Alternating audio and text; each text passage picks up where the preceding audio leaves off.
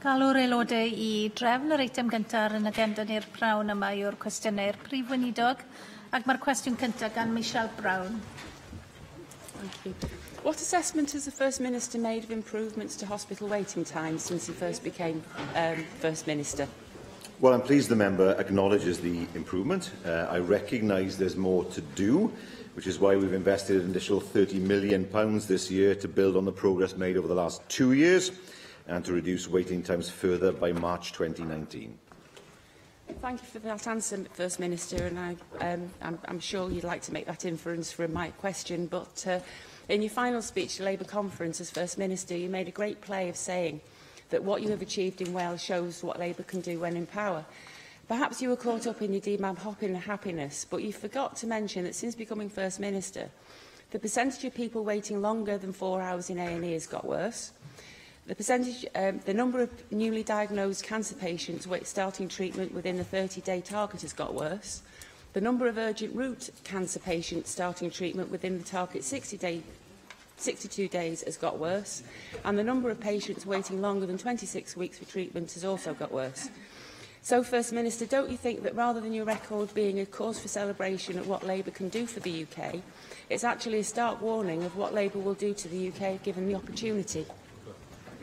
Well, the number of people waiting over 36 weeks in July is 31% lower than July of last year, 52% lower than the high point of August 2015. We expect continued improvement this year. The median waiting time in Wales is reduced from 10.9 weeks in September 2017 to 8.9 weeks in July of this year. We also continue to show significant improvements in diagnostic waits. Performance continues to improve, even with the additional diagnostic tests being reported from April 2018, with the number waiting over 8 weeks at the end of July being 24% lower than July last year and 82% lower than the high of January 2014. Now, I could go on with more figures that show the improvement. One thing I can say to her is that a Labour government in Westminster would ensure that there are sufficient resources made available for the Welsh Government and also sufficient resources to turn around the dire performance of the NHS in England. Angela Burns. Thank you. I'd like to just talk about the NHS in Wales. I didn't realise you were responsible for the one in England as well. Your figures do sound absolutely superb, First Minister, and I don't quarrel with the improvements where the improvements are. However, of course, those improvements aren't universal. As you know, the £50 million that was given last year, a chunk of it had to be recouped because health boards didn't meet the targets that they were set by the Health Secretary to achieve those reductions in those key areas. Another £30 million this year. How confident are you that that will be able to be spent wisely by the health boards? And how can you evidence that those who didn't spend it well last year and had to have it snatched back will be able to do something useful with it this year to continue to make sure that reductions in waiting times, where they are seen, are universal and it's not just in pockets throughout Wales? Well, that can be done through the development of the board's 3-year integrated medium-term plans.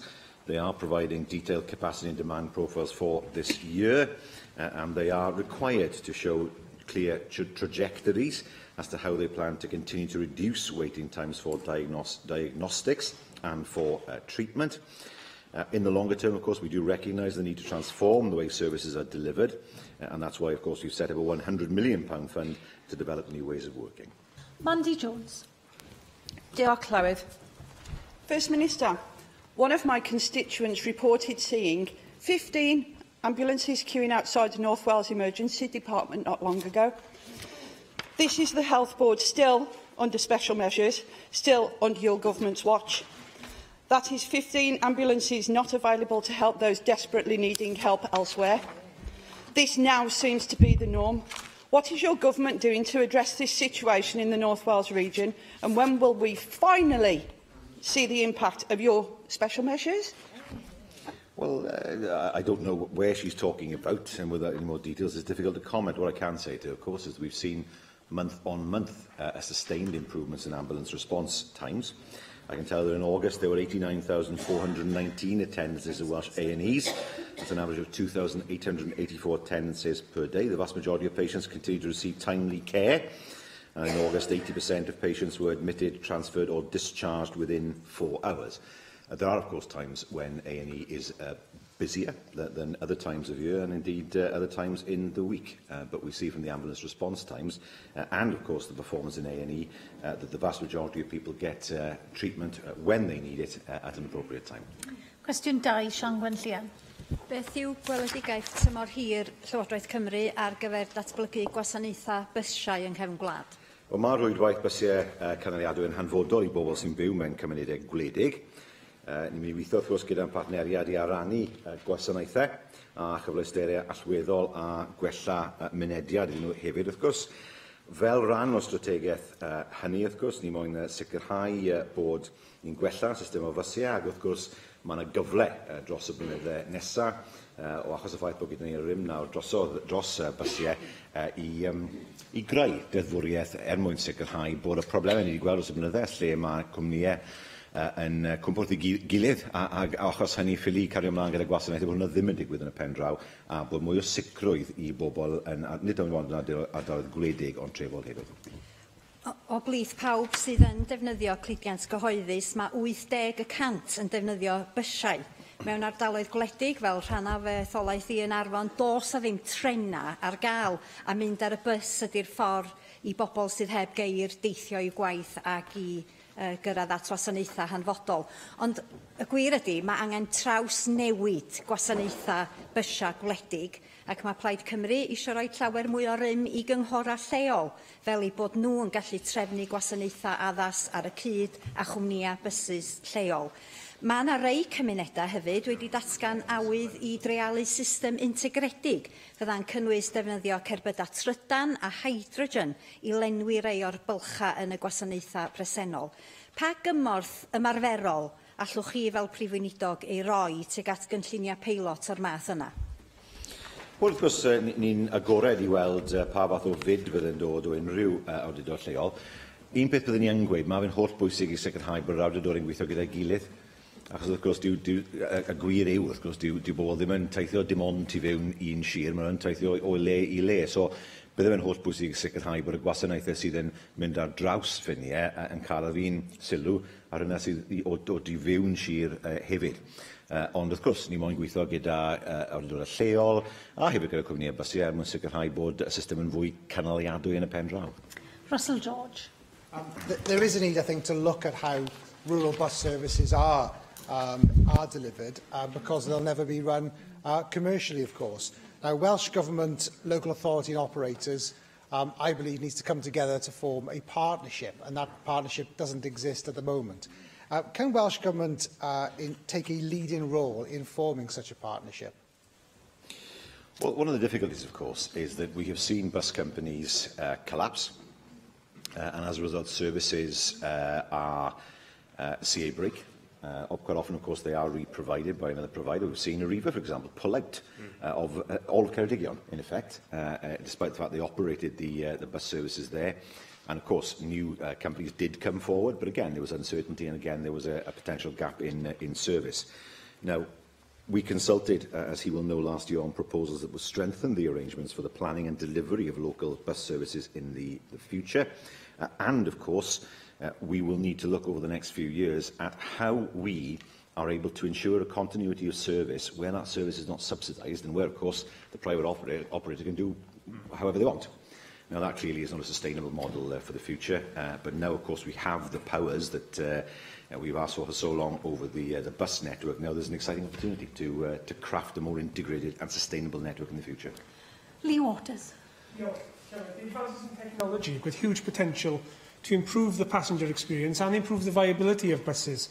The Welsh Government have been funding the Bookabus project in Ceredigion and Carmarthenshire, which has used demand-responsive model to make public transport viable in smaller routes. That sort of approach, merged with app-based technology, has got huge potential. Anybody who's booked a taxi by an app knows you can order the time, you can know the price, you know how long it's going to take. Would the First Minister look at how that sort of technology could be applied to buses right across Wales to make public transport a viable day-to-day option for people? Yes, I do.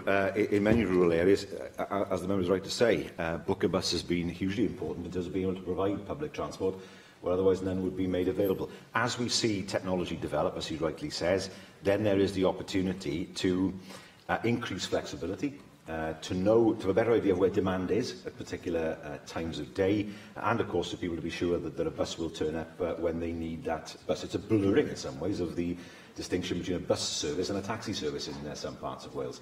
That's not necessarily a bad thing. It creates that kind of flexibility, and I think he's absolutely right to say that with technology now, there is ample opportunity for us to extend more flexible bus services into parts of Wales that perhaps haven't seen a bus service for many, many years. Cwestiwn yn organ arweinwyr y pleidiau ac arweinydd yr wrthblaid yn gyntaf, Paul Davies. First Minister, do you believe that Natural Resources Wales is fit for purpose? Yes, I do. Well, let me remind you, First Minister, that this organisation is, of course, directly accountable to your government. It's in receipt of £180 million of public money every year, yet they are responsible for a litany of failings which have significant cost to the public purse. In just 5 years since its establishment, NRW have had their annual accounts qualified for 3 consecutive years, and they have undersold Welsh timber without a proper tendering process, resulting in a loss of £1 million to Welsh taxpayers. The public are calling for heads to roll. We need accountability. Has anyone at NRW actually been sacked for these failings? Well, he will know, of course, that the chair is gone, and the next step will be to appoint a new chair. He will know that there is a new chief executive who is in place, somebody with huge experience, particularly as part of the court service. And it has been to do, particularly, with the issue of timber contracts, for which there is no rational explanation, and that is something that they have had to explain in terms of what they plan to do, particularly for the future. But I think it's wrong to say that the entire organisation somehow isn't fit for purpose. There is no problem, for example, with its permitting regime or the way that it does that, but there clearly has been an issue with timber. Well, I put it to you, First Minister, there is a theme here when it comes to holding public bodies to account, and that's a failure on your government's part to completely make sure that bodies are held to account and are open and transparent. There is no denying that Natural Resources Wales's finances are a complete mess, and I know that this concern is actually shared by some of your own Assembly members. Now, what concerns me and others is the impact this financial incompetence will have on our natural resources and the communities that actually depend upon them. Instead of focusing on implementing bans, such as the ban on shooting on NRW land, which actually harms the rural economy, your government and NRW should be focusing on what it can deliver legally to protect our precious natural resources and the communities that actually rely on them. And instead of washing your hands of this, and given it appears that not one person at NRW has been sacked, the buck stops with you, your government and your minister. How is your minister being held accountable for what's gone wrong? Well, so this is about pheasant shooting now, is it? So we now understand what this appears to be about. What I can say to him is this: he gives the impression that the same personnel are in place as were there when the timber contracts were dealt with. That's not true. The chair is no longer there. The chief executive is still new in the job. She was appointed earlier this year, and she is somebody with extensive experience of working in public sector organisations. I can say that the Cabinet Secretary has received a clear commitment from the Chief Executive that she's fully committed to learning lessons, and the organisation will need to, and to making sure that NRW makes the necessary improvements to do the right things in the right way. I can say that the Chief Executive has also given that assurance to the Public Accounts Committee, taking full responsibility for the organisation, and she has an enthusiasm to support staff to bring out the best in them. Arweinydd Plaid Cymru, Adam Price. Diolch, Llywydd. First Minister, as the ink begins to dry on last week's resignation letter, the focus is naturally shifting to the legacy you will leave behind. Close to a quarter of our people and a third of our children in poverty. Life expectancy in reverse and falling quicker than anywhere else in Europe. A flat-lining economy with Wales stuck in perpetuity at the bottom of the league table. Doesn't this epitomise your government? A poverty of ambition that is the fundamental cause of the poverty of our people. Do you regret leaving behind an economy that even former communist countries are now outstripping? Well, first of all, can I welcome him to his... as leader of Plaid Cymru, I think, and this, of course, is first question. He's the 10th party leader that I've faced across this chamber, which tells you something about the success of the Welsh Labour government in remaining government for that time. Can I also pay tribute to his predecessor, Leanne Wood? Leanne is somebody with whom we tussled across this chamber and outside, but none of it was ever personal. And certainly I know she's done a great deal for the position of women in politics in Wales, and I know she still has a great deal to offer our nation. Well, let's compare and contrast here. Unemployment is 3.8%. That is lower than the UK average, and that was something that nobody could ever have thought would happen 10 or 15 years ago, but that is the reality of it. We've seen the highest figures, best figures for foreign direct investment for 30 years, with investment projects, the length and breadth of Wales that have brought many, many jobs into Wales, and importantly, high-skilled jobs as well, not jobs that are here because wage rates are low. If we look at education, what we have done in terms of supporting our students, what we have done in terms of raising standards in Welsh schools, introducing in the near future a Welsh curriculum that's tailored for Wales, having the right qualification system for Wales, that is something that we are proud of. We have ensured that more and more money has got into the health service, even as we've seen that money being diminished year after year after year by a Tory government that is hell-bent on austerity. So I stand very proud by my record. The people of Wales clearly have an opinion on it, given the fact that I have been here for the past 9 years. Now, let's focus on one thing he has said, which I think is fair to point out to him. He has said, I understand, that he wishes to cut taxes, 9 pence in terms of income tax, getting rid of council tax, getting rid of business rates, and the replacement with another form of taxation. But I have to say to him that that is a £6 billion gap that would need to be found. So what work, I'm not asking him a question, but it would be interesting to see what work has been done in order to make sure that his new proposals would plug what would be a very substantial gap. Yeah, let's agree what the time that you have left, First Minister, in the terms of trade. I ask the questions and you give the answers. I mean, it's your record that's under the focus here. Now, maybe one, I don't know, maybe one of your proudest moments was a great unveiling ceremony when an Aston Martin car was draped in the Welsh flag in front of the Welsh Government's offices in Cathays Park. Now, what you've been less enthusiastic about revealing is precisely how much public money was used in order to secure the company's investment. You were compelled to reveal that the £5.8 million initial grant you gave by the Information Commissioner. It was literally dragged out of you, but you're now yet again refusing to say whether the company has had any additional money or confirm that you've underwritten some of Aston Martin's debt, despite the fact the company has itself confirmed that in the prospectus for its forthcoming flotation. So 2 questions, First Minister. Doesn't the Welsh public have a right to know about how much public money is being given to private companies? And secondly, why are we underwriting the debt of a company that is about to raise £5 billion on the London Stock Exchange? So he accuses me of a lack of ambition. And then he does down one of the biggest and most important investment projects Wales has ever had. 750 jobs coming to Wales, a centre of excellence for electric technology, for the Lagonda. And I can say to him, in the real world, you cannot deal with businesses if you say to them, every deal that we have with you, we will reveal in public. No one will come here. No one will come here. We will do as much as we can to make sure as much is in the public domain as possible. But if you're saying that if you were First Minister, you would conduct negotiations in public and have a deal that was made public, no one will come here. No one will come here now. They'll go elsewhere where they feel that they can have more confidence in the government. And secondly, I have to say this to him, that it's hugely important for us in Wales to show that we can attract investment, not just because of the money we put on the table. Aston Martin were clear about that. They said that there were better financial packages available elsewhere. Aston Martin said that they were impressed by the passion and professionalism of the Welsh Government. That's what we do. Show that passion, show that professionalism and bring jobs into Wales.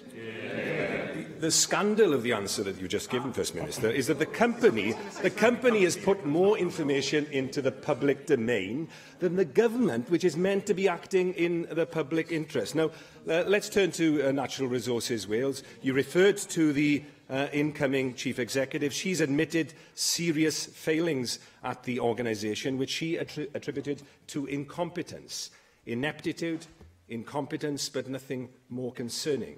Yesterday, however, the Public Accounts Committee was told by the head of the UK Forest Products Association, David Sulman, that in his view, and I quote, "These actions were premeditated, deliberate, and made in the full knowledge of the facts. We really cannot believe," he stated emphatically, "that the actions we've seen can simply be explained away by incompetence." £1 million, First Minister, in Welsh public money has been lost, and the lead industry body is alleging dishonesty and deliberate malpractice by a public authority. Will you be asking that this matter is now referred to the police? Well, I've seen no evidence that suggests the matter should be referred to the police. But of course, the Minister, the Cabinet Secretary, will be fully aware of the situation. No one can pretend that it's a good situation, of course not. He goes a step further and suggests there has been criminal activity. That's something we have to consider very carefully to see whether there's any evidence there. And if there is, of course, then further action may need to be taken. And so we have, of course, the commitment by Natural Resources Wales' new Chief Executive. We will have a new chair in place. I have no doubt that there will be more that will need to be examined over the course of the next few weeks in order to provide the assurance that, in fairness, members want to see, and particularly what the government wants to see. Hweinydd Grŵp UKIP, Gareth Bennett. Diolch, Llywydd. First Minister, you're probably aware of a recent report from the Future Generations Commissioner entitled Transport Fit for Future Generations. Thank you.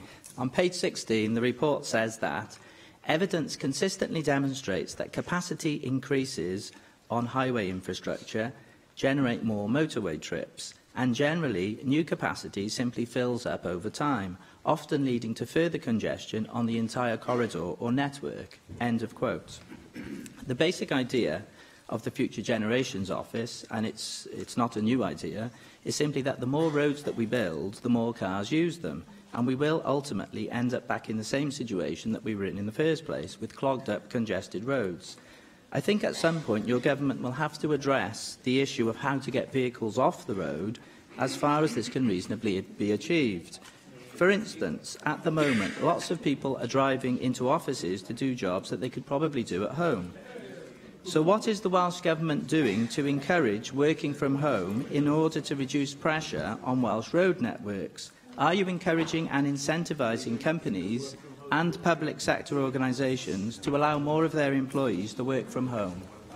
Well, yes, that's true, because for many, many people, it's perfectly possible to work at home, given the technology we have now, rather than having to come into an office in order to work. And I'm sure that companies, and indeed in the public sector as well, is looking at ways to ensure that people can deliver work at home. I know there are local authorities in Wales already doing this, and I know it's an issue that, as Welsh Government, we've been keen to encourage as well. Nevertheless, people will still have to travel, and the balance always has to be struck between the transport infrastructure that we need and, of course, the environmental considerations that come with that.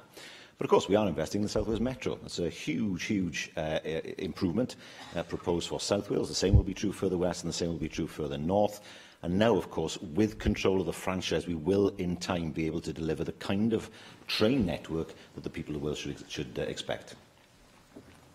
Yes, I hear what you say about the South Wales Metro, First Minister, but I believe there are possible doubts over the future funding of it, given your government's commitment to the M4 Relief Road scheme. So there may be some uncertainty over the South Wales Metro.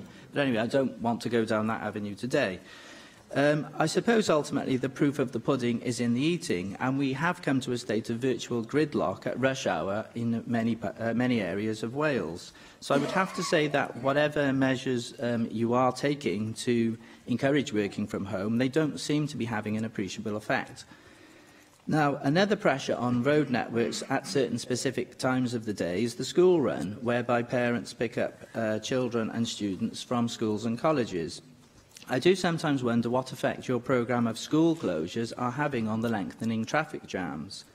According to the school census results published by Statistics for Wales, there are almost 300 fewer local authority schools than there were 10 years ago. That is an average of nearly 30 schools closing every year in Wales. First Minister, would you agree that Welsh Government policy has actually driven more people into their cars for the school run? tenuous link. I mean, if he wants to, he can go up and down the length and breadth of Wales, and he can see the new schools that have been built. Primary schools, comprehensive schools, and they have replaced, yes. Perhaps one school's been built to replace another 3, but the facilities available at the new schools are fantastic. It's always difficult when a community loses a school, of course it is, and these decisions have to be taken very, very carefully. But he tries to give the impression that somehow the fact that there are 300 fewer schools means that somehow education has suffered as a result. I'd argue the exact opposite, and we can see it in the results we have from our young people. The reality is, if he goes, for example, if he goes to Ceredigion, he will see there many, many new schools that have been built. They replace very, very small schools, and they are wonderful facilities. From my perspective, we in Wales will continue to build and refurbish schools because that's the commitment we make to our children's education. Yes, I understand that the 21st Century Schools programme creates modernised school buildings, and I'm certainly not denigrating that. However, it does not necessarily create local schools. Indeed, the effect the programme has in some areas may be entirely the opposite. For example, the programme may create a modern school, but it may well be a school whose location forces more people to drive to school rather than walk to school as they did before. What assurance can you give us that any new schools built using the 21st Century Schools programme will be genuinely local and therefore minimise the need for long car journeys by parents? I'm not sure I follow his argument. Many of the new schools that have been built are literally a few miles away from the schools that they were built to replace. It's not a situation where children suddenly have to travel 10 miles to go to school, where previously there was one on their doorstep. But we're proud of the fact that we in Wales have a commitment to building new schools, to refurbishing new schools. What is the point of keeping schools that are too small to be viable, or schools that are in buildings that are very, very difficult, particularly for modern technology? Yes, I've seen situations where people can be very concerned when a school that has been there for many, many, many years closes, but I've not yet come across anybody who has said, when they see a new school, that they'd like to go back to the old schools. What they see is a school that is a community facility, a school that offers all the best in terms of technology, that offers wonderful teaching space in a way that wasn't available to some of the older schools in Wales. I don't know what he's trying to say here, whether we should not have new schools or we should carry on with the same old buildings. For me, new schools mean better education for our pupils. Question 3, Janet Finch-Saunders. Diolch Llywydd. Will the First Minister make a statement on the provision of homelessness support in North Wales? Welsh Government funding has helped to prevent homelessness for nearly 18,000 households across Wales since our progressive legislation was introduced. That does include over 3,000 from North Wales. In addition, over £5.1 million has been provided to the North Wales authorities to support implementation of the Housing Wales Act since April 2015. Thank you, First Minister. However, I am becoming increasingly concerned at the rising numbers of those having to brave the elements without any accommodation, particularly so as we approach winter. In my own constituency of Aberconway, there are a growing number of vulnerable people sleeping rough. A week last Friday, a constituent approached my office requiring emergency accommodation and rehabilitation support after not having settled any accommodation for the past 12 months. After receiving no practical help from the local authority for over 4 hours where we looked after this individual in our office, we relied on the help of the wonderful Mrs Brenda Fogg of Hope Restored, a one-woman volunteer who has a very kind heart. She actually went out with blankets and food provisions. As of today, though, I am still awaiting some form of rehabilitation and accommodation from the local authorities for this individual. First Minister, what steps are you taking to ensure that all local authorities are fulfilling their obligations to the homeless and rough sleepers as per Section 73 of the Housing Act Wales 2014, to which this gentleman and my constituent are fully entitled? Well, there has been a response, of course, to the Equality Local Government and Communities report into rough sleeping. We set out our detailed reply to the 29 recommendations that were contained there. Well, it's got to be said that welfare reform and the austerity agenda continues to create further pressure on households and their access to affordable accommodation. Nevertheless, it's true to say that implementation of the legislation has been inconsistent, and we are working with the WRGA, the Homelessness Network and others to make further progress to improve outcomes and create greater consistency. Mandy Jones. Diolch Llywydd. First Minister, the winter is fast approaching and forecasts suggest that this is going to be a bad one. You never seem to answer questions and always blame it on Tory austerity. What assistance is your government planning to give to local authorities and the agencies who are on the front line dealing with the rough sleeping epidemic in Wales? Well, specific funding has been targeted for North Wales, and in particular Wrexham, to help to tackle the issue of increased rough sleeping in the area. We do expect to receive a proposal to deliver an innovative partnership approach, which will include both statutory and third sector partners. So the money is there. It's a question of getting the right project in place in order to assist those who need it. Cwestiwn 4, Helen Mary Jones. Diolch, Tywydd. What discussions has the First Minister had with the Children's Commissioner for Wales with regard to legislation to promote the rights of children and young people? Well, children's rights are already enshrined in Welsh law. Ministers have a legal duty to have due regard to the United Nations Convention on the Rights of the Child when exercising any of their functions. And all ministers meet regularly with the Children's Commissioner. Indeed, I'm meeting with the Commissioner next week to discuss her latest annual report. Thank you, First Minister. You will be aware that last week we welcomed to the National Assembly Bruce Adamson, the Children's Commissioner for Scotland, who gave the first annual commemorative lecture in memory of your predecessor, Rhodri Morgan. Speaking about the Welsh legislation, Mr Adamson said this: "There is so much that I like. I like the proactive approach to compliance. I think it gives stakeholders the opportunity to influence how children's rights are embedded in legislation and through policy making. But it is not full incorporation." In your meeting with the Children's Commissioner next week, First Minister, will you undertake to discuss with her if we may need to take further steps to fully incorporate the UN Convention on the Rights of the Child, whether that be through an amendment to the existing measure or, if necessary, to a more far-reaching fully comprehensive incorporation? The issue, I think, is around, First Minister, the ability for the individual child to ensure that their rights are complied with and to have redress. So I would be very grateful, First Minister, if you will discuss this with our Children's Commissioner and see if she feels that there are further steps that should be taken. Yes, I can give that assurance. We always look to learn from others. There are sometimes unexpected consequences with full incorporation in areas where some legal problems can be created. That has to be balanced, of course, against the rights of the child and the convention itself. But I will discuss it. I'm sure she'll discuss it with me in the course of this week to see if there's anything more that we can do to build on the commitment and the action we've already taken. Susie Davis. Diolch, Llywyd. On a similar point, actually, in the report on the measures Section 1 compliance, the Welsh Government has stated that there's a next step, its intention to review our strategy to support and highlight the importance of participation by children and young people in decisions which affect them. Now, I've raised before, and similar to Helen Mary, that this disconnect between the government policy and Assembly legislation, which should be made with a due regard to Article 12, amongst others, and the ability for public bodies who deliver that policy or legislation to observe or ignore Article 12 as it suits them, which means that policy or legislative intentions can sometimes be diluted or fail altogether. Obviously, we know about some instances of voluntary observance, but they're the exception rather than the rule. And whereas supporting and highlighting is all very well, but where expectation fails, legislation can step in. Do you think we might have reached that point now? I've not seen evidence of it, but I'm open, of course, to any evidence that the Commissioner would want to produce in the course of this week to see whether there is evidence of a need to strengthen the commitment that we've already made. And I look forward to that conversation. Question 5, Darren Miller. Will the First Minister make a statement on the Welsh Government's commemorative programme in relation to the anniversary of the end of the First World War?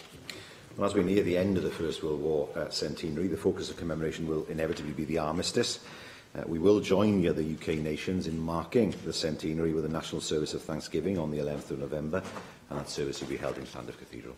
Thank you for that answer, First Minister. As you will know, people across Wales have been coming together over the past 4 years to mark the centenary of the events of the First World War, and I want to pay tribute to your government for its Cymru and Cofio Wales Remembers programme, which I think has been exceptionally good and has helped to focus the attention of the nation on what are very important events in our history.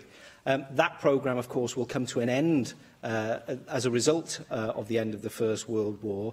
What work are you doing to ensure that the legacy of that programme can continue? And will you consider extending the opportunity to run, in particular, the website, which has been a very useful portal for commemoration of military events, well into the future and beyond the end of this centenary year?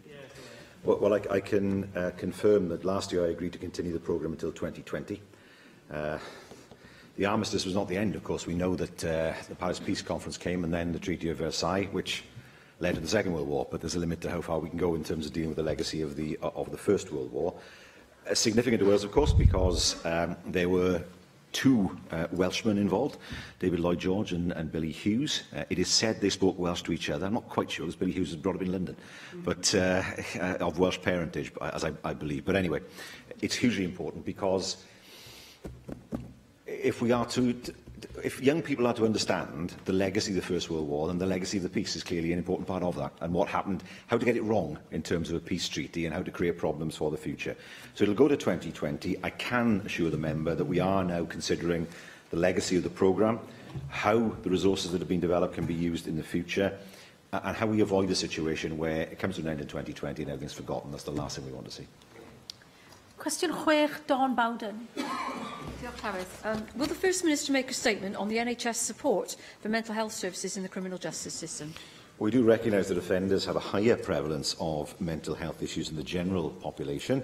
We do work with a range of partners, including the prison and probation services and police forces in Wales, to provide mental health support for people in the criminal justice system. Thank you for that answer, First Minister.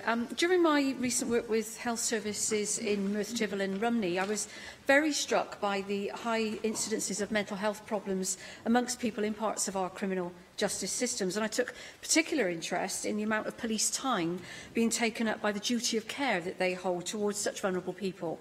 I know we have some incredible initiatives actually to help address this, like the Clinical Advisor Project in the Gwent Force police area, a model which is soon to be rolled out in the South Wales Force area. But what further action can Welsh Government take to ensure places of sanctuary are provided for people with mental health issues, which in turn can help to free up police resources for frontline policing? Well, of course, policing is a non-devolved service. Mental health provision is devolved. It's right to say in 2017 police powers were extended in order to assist people with mental health issues, and there's a great deal of collaborative working with the commissioners, with the police forces, and also with the Mental Health Crisis Concord and Assurance Group and the regional mental health and criminal justice groups. We have made £7 million available annually since 2015 to 16 to improve provision for people who present in crisis. There is an advice line that offers support, confidential support, 24 hours a day as well. In terms of new actions, we have prioritised access to crisis and out-of-hours care in the Mental Health Transformation and Innovation Fund, and we've received proposals that include around £1 million to support a range of interventions, extending crisis care, liaison services and street triage. So we will continue to work with the partners that we have in this field in order to make sure that people are steered away from the criminal justice system and towards a service that is more appropriate to them.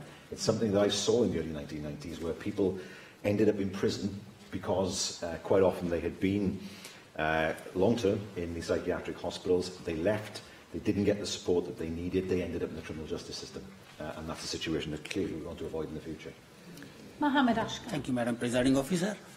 First Minister, in England, offenders with mental health problems are being referred to health services as part of communities' sentences in an effort to steer them away from the jails. Under a pilot scheme in 5 areas, psychologists and panel comprising justice and health officials have been providing information to judges or magistrates to determine whether offenders should be required to receive treatment. A recent Ministry of Justice study found that when offenders were given mental health treatment requirement as part of their sentence, they were significantly less to re-offend. Will the First Minister undertake to hold discussion with the Ministry of Justice about introducing a similar scheme in Wales, please? That's not a particularly new scheme. I mean, schemes of that sort have been around for many, many, many years in terms of looking to deal with people for whom prison is not the appropriate response when they find themselves in the criminal justice system. Now, I don't know who funds those schemes, whether they're funded by the Ministry of Justice. Justice, of course, is not as yet devolved. But clearly, we will always look at pilots elsewhere. I mean, as I say, it's not clear what these pilots are designed to do at the moment, nor is it clear who is funding them. But if there was funding available from the MOJ, well, of course, it's something that we'd like to look at. Bethan Syed. Clearly, there's a link between drug abuse and mental health problems, and from research I've looked at today, it would cost about £500 million to deal with drug-related crime for the individuals involved here in the UK. Now, there are many arrest referral schemes, but the take-up for that is quite low, and they do things like methadone maintenance programmes to reduce both illegal heroin and related crime. They have medically supervised detoxification and counselling services, as has been mentioned previously. Now, I know we don't have power over the criminal justice system here in Wales, although on these benches we would like to see that come here.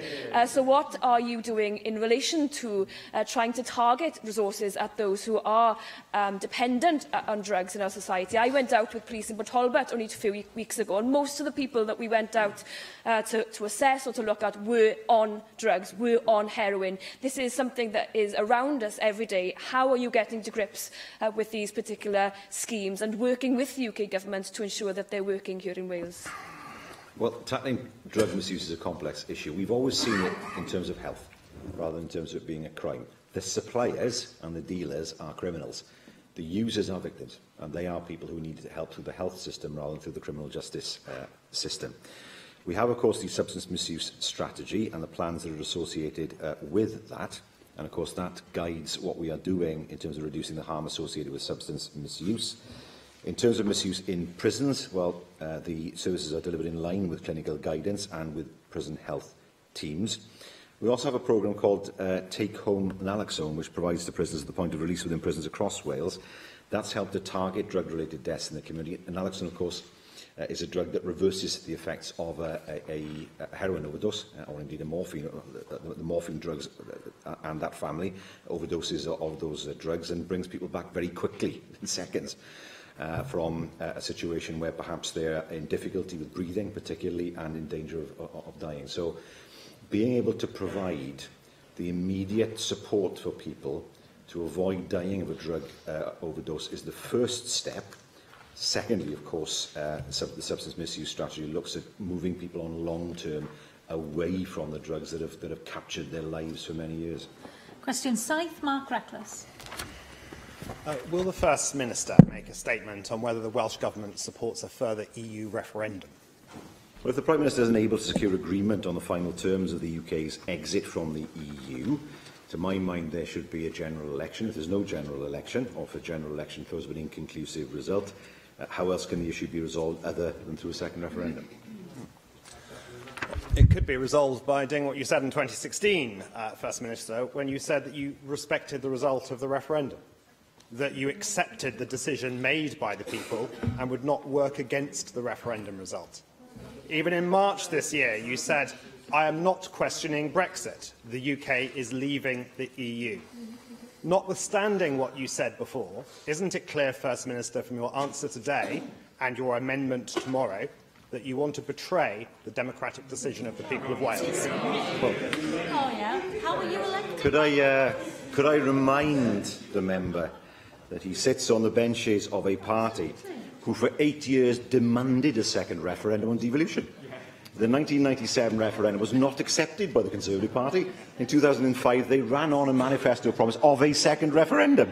So the double standards here are absolutely breathtaking. After it was implemented. Now, let me move on to the point that he makes. Well, how do you resolve the issue? If Britain leaves with no deal, are we really saying that the people have no right to express an opinion on that? Because nobody 2 years ago, not even him, nobody 2 years ago said a no-deal Brexit is likely. No one said it.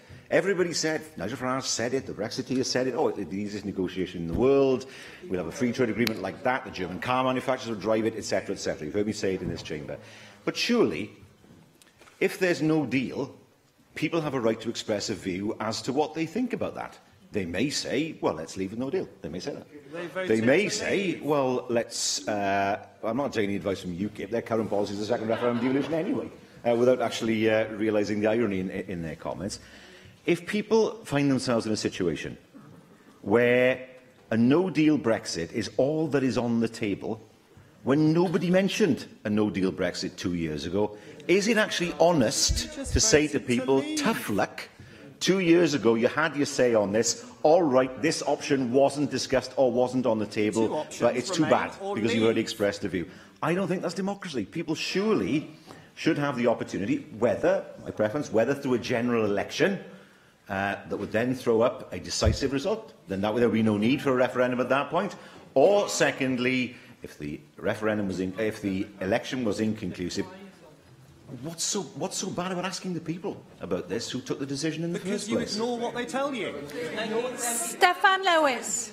Diolch, Llywydd. I'm still at a loss to understand exactly why the First Minister thinks that a conclusive general election, presumably with a Labour victory that he would want, would help his government further securing Wales's future, which I am still assuming is the policy of the Welsh Government. Because if there is a majority Labour government in any snap general election, we will be leaving the single market and leaving the customs union, and the people would have absolutely no right to have a say on that question properly. So, again, and even looking again at the question of timeframes, presuming there is a general election in January, without extending Article 50, that's 2 months, 3 months max, the Labour government would have to negotiate our departure from the single market and customs union, which is, of course, precisely the policy of the current United Kingdom government. So, rather than going down through all of that nonsense, why can't the First Minister say, let the people decide and let them decide now? Well, the difficulty is this, isn't it? There's no deal on the table as yet. So you'll be asking people to take a decision without knowing what the full consequences are. I think they need to be fully informed. They weren't 2 years, they need to be fully informed of what the consequences would be. Now, it would take just as long to organise a referendum. To my mind, a general election would give the opportunity for the parties to set out their stalls in detail as to what they think Brexit should look like, and on that basis, people can vote accordingly. If there is an inconclusive result, then he's right. How else do you resolve the issue other than through asking the very same people who took the decision 2 years ago whether, in the full knowledge of what they know now, they want to go ahead? The problem has always been this. 2 years ago, people were asked to vote for an idea. There was no plan, an idea, and people would interpret it in different ways. There are some in this chamber who will interpret the vote in 2016 as a vote for any kind of Brexit, no deal or not. There are others like me who interpret it as a vote for Brexit, but not on whatever terms get thrown at the UK. When we had our referendums for devolution, people could, if they wished, look at a document that would tell them exactly what would happen if they voted yes. That didn't happen in 2016. So surely, if we are in that situation where there's no deal or a bad deal, that people have the right to be able to express a view as to what they want to do. Just trust the people. Question 8, Andrew Arty-Davies. Thank you, Presiding Officer. Will the First Minister make a statement on Cardiff and Vale Health Board's winter plans? Well, the Health Board continues to report the best performance in Wales against unscheduled care targets, which should support resilience as we enter the difficult winter period. We have received its integrated winter delivery plan and provided tailored feedback to inform further enhancement of its plan. Thank you, First Minister. I appreciate that the day-to-day delivery of health service provision in Cardiff and Vale is the Health Board's responsibility, but there's a level of interaction between the Welsh Government and the Health Board. And one of the key pinch points last year was the provision of beds within the hospitals within that area. What certainty can you give the people of Cardiff and Vale that there will be additional beds made available to deal with access pressures that undoubtedly will occur through the winter months? I'm fully aware, as I stand here every week, that there is a level of accountability to ministers in terms of questions that need to be answered. Preparations for the winter have been taking place throughout Wales and across organisational boundaries since last winter. There was a review of what happened last year. 5 key priorities have been collectively identified for delivery to support greater resilience next winter. We have now received integrated health and social care winter delivery plans from all the health boards, from the Welsh Ambulance Service and from local authority partners. They align to the priorities, and officials were encouraged by the level of assurance provided by the local health and care system in Cardiff and the Vale, with a high number of actions already well embedded or being implemented to strengthen winter delivery to local people. Can I cwestiwn nawr, Rhina Biarwerth.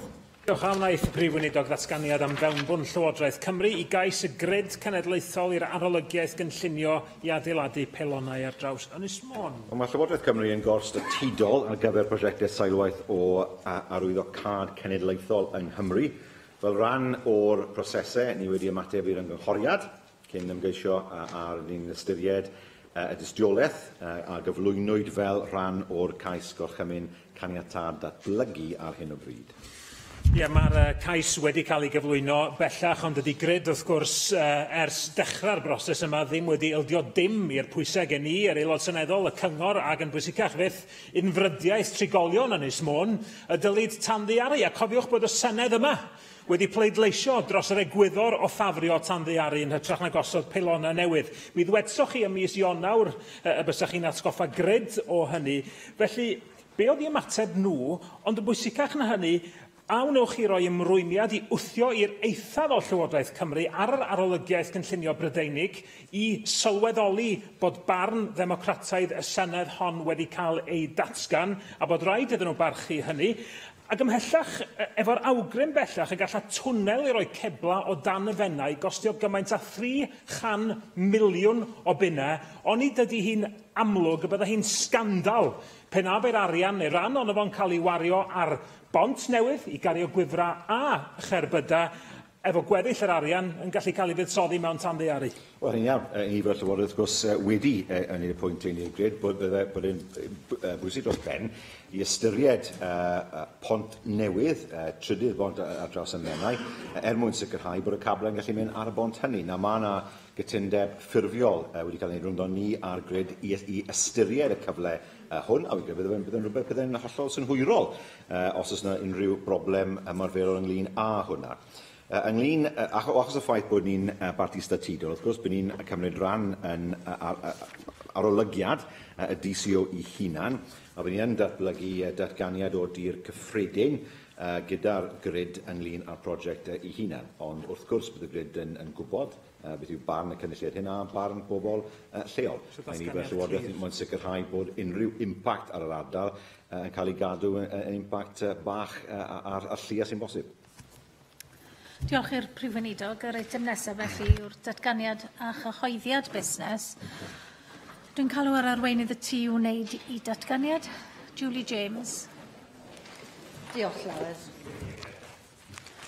There are two changes to this week's business. Today's statement on findings of the Independent and Accelerated Programme for Amber Review has been postponed, and instead a statement on an update on pre-exposure prophylaxis, our approach in Wales, has been added. Draft business for the next 3 weeks is set out on the business statement and announcement, which can be found amongst the meeting papers available to members electronically. Mohamed Ashka. Leader of the House, may I ask for a statement from the Cabinet Secretary for Education on the current pay offer made by the Colagai Cymru to the lecturers, please. Welsh Government publications have recognised that further education provides opportunities for individuals to build and fulfill their ambitions. The better people's skills, the better their chances of getting fair, secure and rewarding employment. And the stronger the skill base is in Wales, the more chances we have of attracting new businesses and growing existing ones to improve prosperity. A constituent of mine claims that concerns about pay levels have led to many leaving their jobs for more lucrative employments and shortages in applicants for positions requiring specific skills such as engineering and construction. Will the first... Sorry. That's it. I think that is it. I think I haven't got the second. So basically, I need a statement from the Cabinet Secretary for Education for the current pay offer to the lecturer, please. Yes, I think there is a real issue here about the amount of money available to the Welsh Government to pay the terms and conditions we'd like to. However, this Government has, of course, guaranteed parity for the FE lecturers with teachers, and I know the Cabinet Secretary has made that point very clearly in this chamber on a number of occasions. I don't think she needs to do so again in a statement. Dai Lloyd. Diolch yn fawr, Llywydd. Arweinydd y tŷ.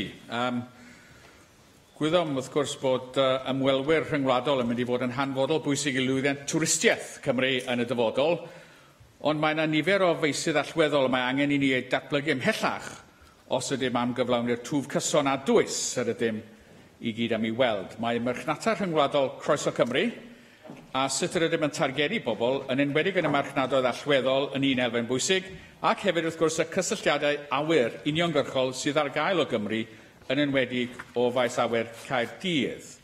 Yn ddiweddar, da ni wedi bod yn gweld bod nifer y teithwyr ar y llwybr uniongyrchol o Gaerdydd i Qatar yn codi, a fydd hyn, gobeithio, yn rhoi hyder i gwmnïau eraill a chryfhau'r achos dros gael cysylltiadau uniongyrchol i gyrchfannau allweddol eraill. Yn ddiweddar hefyd, wrth gwrs, mae maes awyr Caerdydd wedi datgelu ei masterplan am yr 20 mlynedd nesaf, ac yn gynharach eleni, wnaeth Prif Weithredwr Willie Walsh sôn am ei obaith o ddatblygu gwasanaeth traws-Atlantig, traws-Iwerydd o faes awyr Caerdydd. Felly, gyda llawer i'w drafod yn y maes yma, a fyddai'r Llywodraeth yn cytuno i gyflwyno datganiad a fyddai'n canolbwyntio ar waith Croeso Cymru mewn marchnadoedd allweddol, a hefyd y gwaith sy'n digwydd a'r cynlluniau pellach ynglŷn â datblygiadau a cysylltiadau awyr uniongyrchol o Gymru. Diolch yn fawr.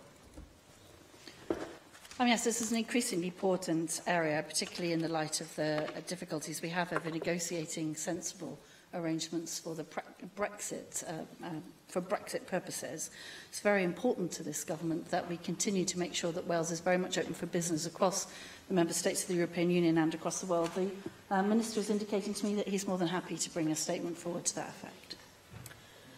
Julie Morgan. Thank you very much. I was contacted a few days ago by a constituent from Robina in my constituency of Cardiff North about her 4-year-old daughter who's just been diagnosed with a severe peanut allergy. And she was told initially that there were no junior EpiPens available at all pharmacies. So she phoned every pharmacy in Cardiff and couldn't get one, but has since identified 2 in Swansea. So it's obviously a hugely concerning situation, and I believe the advice is to use an out-of-date EpiPen if you can't get one, but of course she's recently just been diagnosed, so she hasn't got any out-of-date EpiPens, and she needs a number of them to be at all the different places she goes. So it is a very worrying situation. So she's asked me to raise it with the Welsh Government and to ask could there be an urgent statement to say what is to happen in this situation with the shortage of stock. And then the second issue I wanted to raise was I went this morning to a celebration organised by the Hindu Council of Wales at the Gandhi statue to mark the 1st anniversary of the statue being erected, and also to mark the International Day of Peace. And I wondered if it would be possible to have a statement about the importance of making school pupils, in particular, aware of the history of figures like Gandhi and what they've actually done, what contributions they've made, so that these statues can become alive to people, and particularly young people in Cardiff. Yes, well, on the very important matter of the EpiPens, we are aware of the current limited availability of EpiPen products in the UK. It's a global issue and one we're working with the UK Government and the Medicines and Healthcare Regulatory Agency to address. Whilst the availability of EpiPen products is indeed currently limited, alternative adrenaline auto-injectors continue to be available, and the manufacturers are working with the supply chains to increase UK supplies. Last Friday, the MHRA issued detailed guidance to healthcare professionals on actions to be taken to ensure there are adequate supplies of adrenaline auto-injectors in the UK to meet current demand. The Cabinet Secretary for Health and Social Services will make a written statement in the coming days setting out the detail of the mitigating actions being put in place in light of the importance placed on it, and the member raising it today in the business statement. But any patient unable to obtain supplies of an EpiPen should speak to their clinician without delay about using an alternative adrenaline auto-injector device to ensure that they are safely covered, especially in the light of the tragic case that's been in the news recently. In terms of the statement around the statue and the celebration, Yes, I'm very happy to work with Cabinet Secretary for Education to make sure that we can, either one of us, bring something forward about the importance of historic peace figures, especially in the light of the end of the First World War celebrations and a number of other things, to make sure that we can make sure that the statues are interactive. The member will know that I'm very keen on having QR codes and so on put on statues so that they come to life as we go around, so we can certainly look into that. Mark Isherwood. Can I call for a single statement on the rollout of smart meters in Wales? Tomorrow I'm actually hosting an event with Smart Energy GB, a drop-in event between 11 and 1:30 in Dining Room 1. I encourage members to go along to celebrate International Coffee Day, but also find out how many cups of coffee your constituents could make through their energy saving, but also, more seriously, to update members on the smart meter rollout and share specific constituency and regional smart meter installation figures. We know that during the summer there was some adverse media coverage of smart meters and claims that they will only save consumers £11 a year on average. Of course, that's only a 2020 saving. The anticipated savings are much greater. UK Government's cost-benefit analysis says that taking all costs into account, the net benefit of the rollout is around £6 billion, and households will save both by using energy more efficiently and as a result of a smart energy system that is cheaper to run. The provision of in-home displays will enable people to measure their expenditure in pounds and pence and measure and therefore save in their domestic use. And the alternative, of course, is a more expensive analogue grid. Finally, of course, they allow greater flexibility in the utilisation of renewable energy. I therefore, given those points, hope that the Welsh Government will continue to be supportive and provide a statement on their involvement with and a position on the rollout of smart meters in Wales as they go forward. Well, I think the member's done an extremely good job himself of setting out the value of smart meters and of advertising his event tomorrow. A member will also know that I'm very keen on knowing how much energy I spend making coffee, as I'm rather fond of it. So I'll be sure to make sure to pop along to his event tomorrow to ensure that we have good attendance there. Sian Gwenllian. Oes modd derbyn datganiad am sefyllfa addysg feddygol ym Mangor, diweddariad hynny yw. Mae etholwyr yn cysylltu â mi'n gofyn os modd gwneud cais eleni ar gyfer astudio y cwrs israddedig mewn meddygaeth ym Mhrifysgol Bangor o 2019 ymlaen. Mae hyn wrth gwrs yn ngoleuni'r cyhoeddiad yn gynharach leni ynglŷn â'r bartneriaeth rhwng Prifysgolion Bangor a Chaerdydd i ddarparu addysg feddygol. Mae yna nifer o fyfyrwyr lleol yn awyddus iawn i wybod a fyddan nhw yn gallu ymgymryd ar rhan o'i hyfforddiant ym Mangor yn 2019.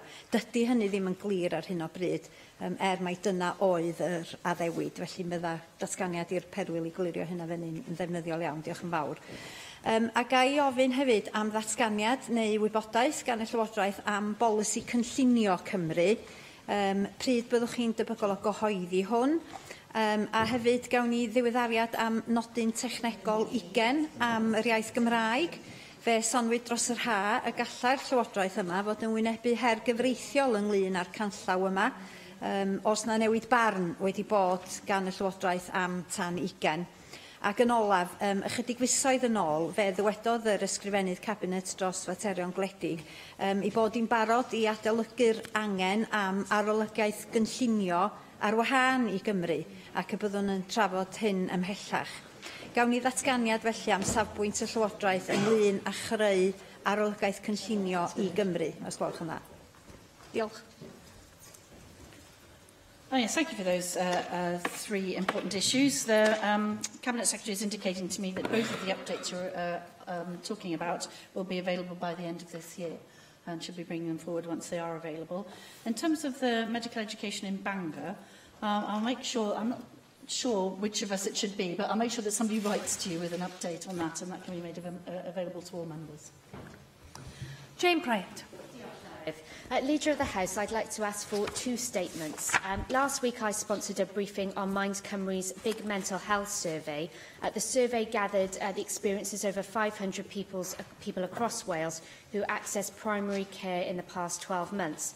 It raised some important trends, and Mind Cymru are looking to collect further evidence and data this year. Separate research published by Mind found that mental health now accounts for 40% of all GP appointments in Wales. So further to this research, can we have a statement on mental health and primary care services in Wales? Secondly, some members may have seen the item on ITV Wales News last week that they did on a football team run by Newport County AFC for people living with mental health conditions. Playing football and being part of the team has transformed the lives of those taking part.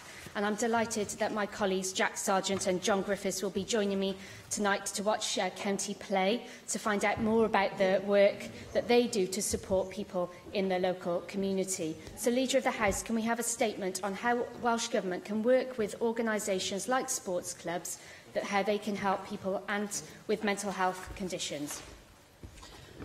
Well, thank you for that. We absolutely agree that sport and physical activity has a very positive impact on mental health and well-being, and it's why prevention is a key theme in our Together for Mental Health strategy, which was published in 2012.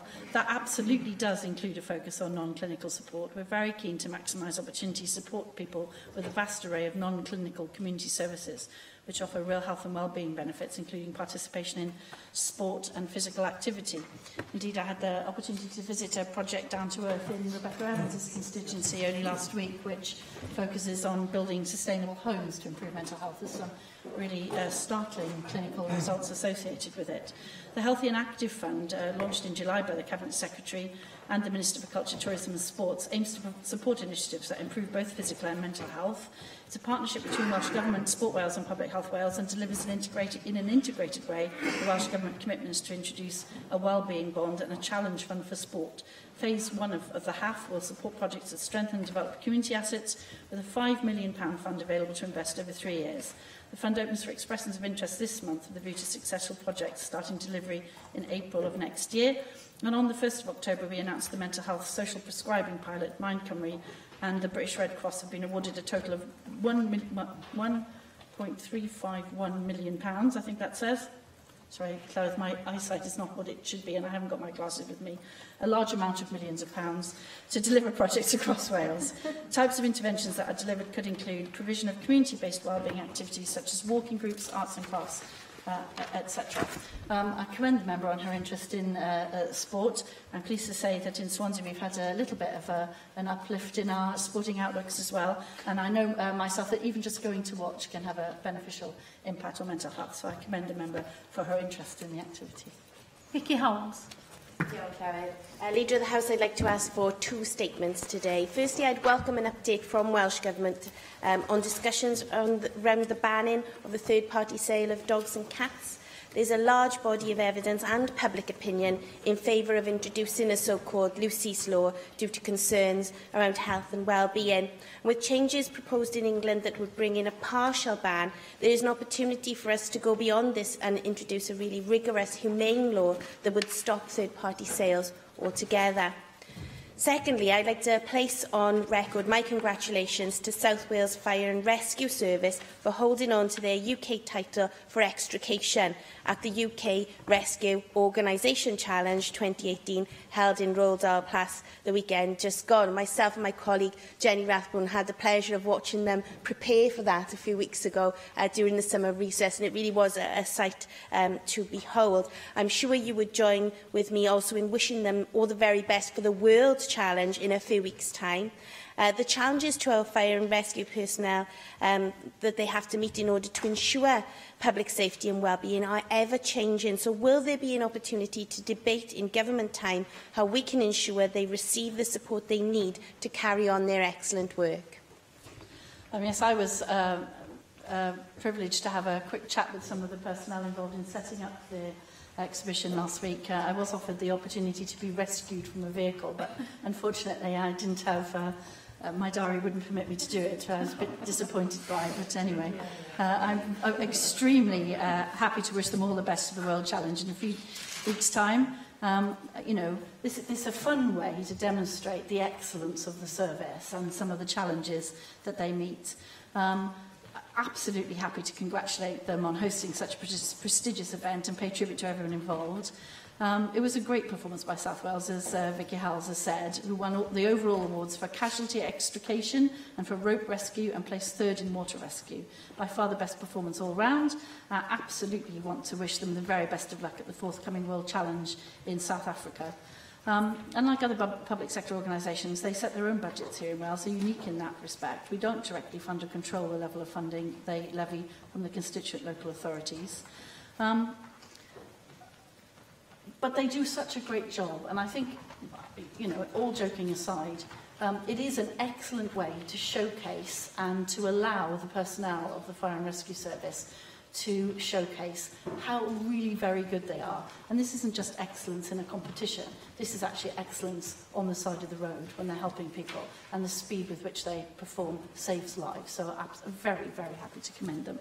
In terms of the animal welfare regulations that Vicky Howells raised, the Cabinet Secretary made an oral statement back in June and has committed to an investigation of third-party sales in Wales. Work is ongoing with stakeholders to gather information on the issues, and we will be looking at options for the way forward in due course. But it is worth remembering that we've already introduced a number of animal welfare measures well before England, which include the Animal Welfare Breeding of Dogs Wales regulations, the Microchipping of Dogs Wales regulations, and the Animal Welfare Electronic Collars Wales regulations. And the Cabinet Secretary is working hard with stakeholders to see what we can do to build on that.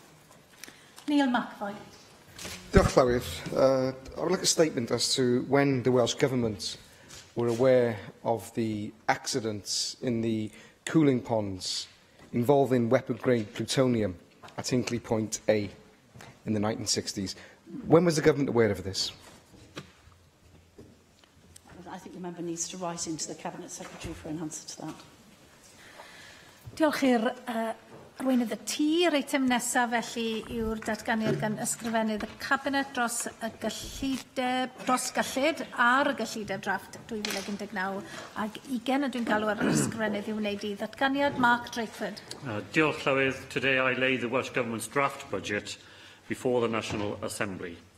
In 2010, the then Chancellor of the Exchequer introduced an emergency budget in which he said that what he called necessary sacrifices would lead to debt falling and a balanced budget by the end of Parliament in 2015. The sacrifices, Llywydd, go on, but the sunny uplands of economic success have moved to 2025 and beyond. Never has the need for the UK Government to abandon the failed policies of austerity been more urgent, as the darkening shadow of Brexit looms over this draft budget. The Chief Economist's analysis, also published today, shows that Brexit already costs every person in Wales and the United Kingdom up to £400. This Welsh Government's unremitting efforts to protect frontline services are carried out against those headwinds and those of shrinking budgets and escalating demand. Llywydd, if the funding available to Wales had simply stood still at its 2010 value, not rising by a single penny, the budget before members today would have £800 million more to care for older people, help children get the best possible start in life, to protect our environment and invest in the future of our economy. If the budget hadn't grown in line with the economy since 2010, simply taking a static share of the national cake, today's budget would have £4 billion more to invest. And if it had moved in line with the growth in public expenditure, something achieved over the 50 years prior to 2010, the budget in front of members would be £6 billion higher for those essential purposes. Little wonder, then, that this has been the most difficult budget round yet. As well as the dual challenges of rising costs and spending constraints, our hard-pressed public services face the challenges of rising inflation, unfunded pay pressures, and the UK Government's unilateral decision to change public sector pension funding, transferring a further £300 million of unplanned costs onto Welsh public services. So, with the failure of the present Chancellor of the Exchequer to initiate a comprehensive spending review means that I have no budget with which I can plan beyond 2019-20. As a result, today I am able only to publish a one-year revenue plan for 2019-20 only, and capital plans for only the next 2 financial years. Now, in line with the new procedures introduced last year by the National Assembly, I set out today the major building blocks of the budget, where the money comes from and how it will be allocated to government departments. Later this month, the Welsh Government will publish detailed spending plans explaining how individual portfolio ministers intend to deploy the resources available to them. This draft budget, Llywydd, builds on the plans we published last year and reflects the second year of the 2-year budget agreement between the Government and Plaid Cymru. I would like to thank Steffan Lewis for the constructive discussions which have continued since the agreement was reached. Building on the measures previously agreed, we will now provide additional capital of £2.75 million to upgrade the Urdd camps at Glanllyn and Llangrannog. The draft budget also includes £5 million in capital to take forward the results of feasibility studies agreed in earlier discussions. I look forward to joint consideration of those reports between our 2 parties as they become available. Llywydd, I now turn to the major building blocks of this budget, beginning with the fiscal decisions which are now made in Wales. I said last year that I intended to raise landfill disposal tax in line with inflation. As a result, the rates for 2019 and 20 will stand at £91.35 per tonne for the standard rate, £2.90 for the lower rate, while the unauthorised rate raises to £137. In last year's budget, I set the rates and bands for land transaction tax, making it the most progressive tax for people buying and selling property anywhere in the United Kingdom. I said then that I had heard and understood the calls for stability from the sector. With that in mind, and because of the deep uncertainty surrounding Brexit, I have decided to leave rates and bands unchanged for 2019-20. As was the case last year, however, should the Chancellor of the Exchequer make changes to stamp duty land tax in the UK autumn budget, I will review the position here in Wales. So this is the first ever budget in which a Welsh Finance Minister has responsibility for setting the Welsh rates of income tax. Under the terms of the fiscal framework, 2019-20 will be a transition year in which the HMRC undertakes important new administrative responsibilities for Wales. My party made a commitment in our 2016 manifesto not to raise income tax rates in Wales during this Assembly term. We did so, Llywydd, because we are acutely aware of the impact which austerity has had on so many Welsh families. I confirm today that the Welsh Government will not increase income tax rates in Wales in 2019-20, fulfilling that commitment and contributing to an orderly implementation of the new responsibilities which are now discharged here in Wales. The careful management of our tax powers require accurate forecasting. I thank the Bangor Business School for its important work in independently scrutinising and assuring the forecasts produced by the Welsh Government. In 2019-20, Welsh rates of income tax are forecast to contribute over £2 billion to the Welsh budget. Landfill disposal tax is expected to raise £40 million and land transaction tax £285 million. The significant rise in forecast revenues from landfill disposal tax is best attributed to the accurate collection now possible as a result of having our own Wales Revenue Authority. In its first 6 months, the WRA has collected more than £100 million to support Welsh public services and has made, I believe, an outstandingly successful start as an important institution here in a devolved Wales. Following close consultation with the Finance Committee, I announced in July the longer-term forecasting arrangements to which we are committed by the terms of the fiscal framework. Starting next year with a 2020-21 budget, the Office for Budget Responsibility will produce independent forecasts of revenues from the devolved taxes for the Welsh Government's budget process, and these forecasts will, of course, be shared with Assembly members. Llywyd, I turn now to another important devolved revenue stream, non-domestic rates. We consulted over the summer on proposals to reduce the amount of non-domestic rates revenue lost every year through avoidance. It cannot be right that the efforts of a considerable majority who abide by the rules and make their contribution are undercut by a minority intent on exploiting or abusing the system. On October the 16th, I will announce the outcome of the consultation and the actions we will take to reduce rates avoidance in Wales in time to be in place for next year's budget.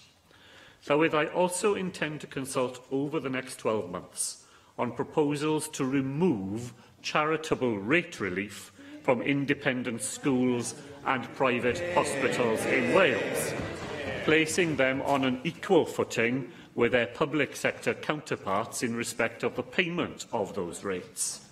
State schools and hospitals pay non-domestic rates on properties they occupy, as do a wide range of other public sector organisations. That makes an important contribution to the cost of vital local services delivered in our communities. Others should do the same. I also intend to consult Llywyd in order to bring forward measures as soon as possible to exempt care leavers in Wales from paying council tax until they are 25. Many local authorities already do this using discretionary powers. I believe that this should apply right across Wales and intend to legislate accordingly. Now, members will be aware that the fiscal framework, which was agreed in December 2017, including a commitment that a 105% multiplier should be applied to all Barnet consequentials. That has resulted already in an extra £90 million for Wales, and £71 million of that is reflected in this budget. Finally, in this section dealing with how revenue is raised for the budget, I turn to the use of reserves. I explained to the Assembly last year that I intended to make maximum possible use of the new Wales Reserve. Thanks to the close cooperation of my ministerial colleagues, I was able to take that reserve into the current financial year at very near its maximum of £350 million. As a result, I have been able to increase the planned drawdown from the reserve in 2009-20 from £75 million as originally intended to £125 million, releasing an additional £50 million for public services here in Wales. So, with protecting frontline services from the worst impacts of austerity continues to be at the heart of the budget of this Labour government. And that includes, of course, the National Health Service. In July, the Prime Minister announced additional funding for the NHS in England to mark the 70th anniversary of the Health Service. The headline claimed substantial extra funding for Wales. But as we have learnt, it was always necessary to look beyond those headlines. We still do not know, Llywyd. Treasury is still unable to tell us exactly how much extra money Wales will receive. But this we do know, that almost half the money has already been spent by the UK government before it even reached our borders. It must fund pay awards and pension changes, decisions made in Westminster and not in Wales. Nevertheless, taken together with the increase already planned, this draft budget now provides more than £500 million additional for the health and social care system, to provide services for Welsh citizens and to support our long-term plan for a healthier Wales. Llywyd, this government recognises the pressures local authorities are facing, and we continue to do all we can to shield them from the worst effects of austerity. At the time of the final budget passed by this National Assembly in January this year, local authorities were facing a 1% cash reduction in funding in the Revenue Support Grant for next year, equivalent to a £43 million reduction. We have worked hard during the preparation of this budget to reduce that gap by more than £28 million, so that it now stands at less than £15 million in 2019-20. At the same time, we have been able to restore funding to a number of grants and have made a series of other funding decisions from which local government will benefit, which together add up to £84 million. This approach is exemplified through the £13.4 million this budget restores to the Early Intervention, Prevention and Support Grant. We have also listened carefully to stakeholders about the future of the grant, and I can confirm this afternoon that it will appear in this budget as 2 grants, separating the housing-related elements from the remainder. Further details about these new arrangements will be available to members tomorrow. Llywyd, addressing child poverty is a key commitment across this government. This budget contains a package of £12.5 million to tackle child poverty in Wales. This includes £2 million additional funding to expand the Discretionary Assistance Fund, which is struggling to meet demand, largely as a result of the UK Government's draconian programme of welfare cuts. And that is money which goes directly to the poorest families here in Wales. It also contains more than £3 million to maintain and double the PDG Access Scheme to help parents meet the everyday costs associated with sending their children to school. And here in Wales, we will provide £7 million additional funding as we move to provide thousands more children with free school meals. Llywyd, I turn now to capital expenditure. The draft budget before members today includes both revenue and capital additions to each departmental expenditure limit for 2019-20, including allocations over and above those announced in May of this year alongside the Wales Infrastructure Investment Plan, and I now set out the departmental expenditure limits across the Welsh Government. As a result of today's draft budget, the total Health and Social Services MEG now stands at £8.2 billion, an increase of £330 million on previously published plans, including an additional £287 million for the health and social care system, and an extra £41 million in capital to support NHS improvements and modernisation of the ambulance fleet.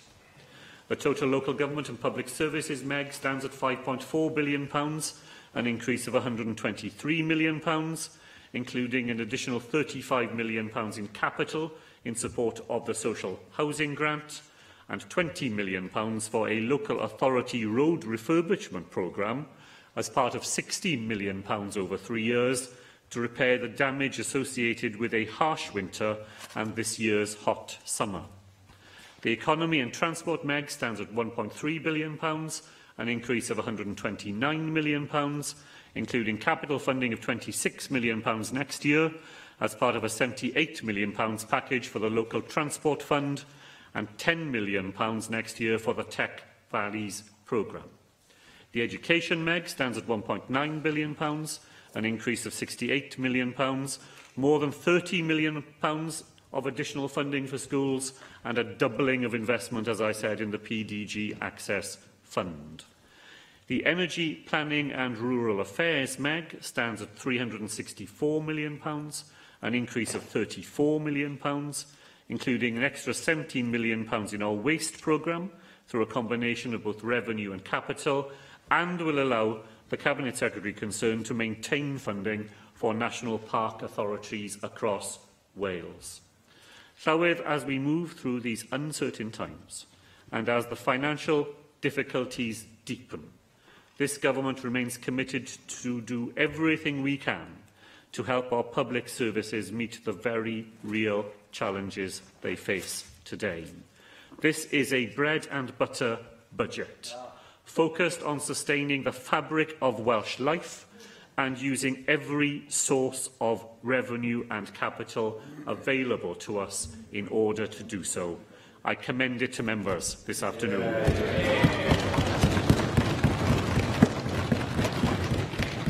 Nick Ramsey.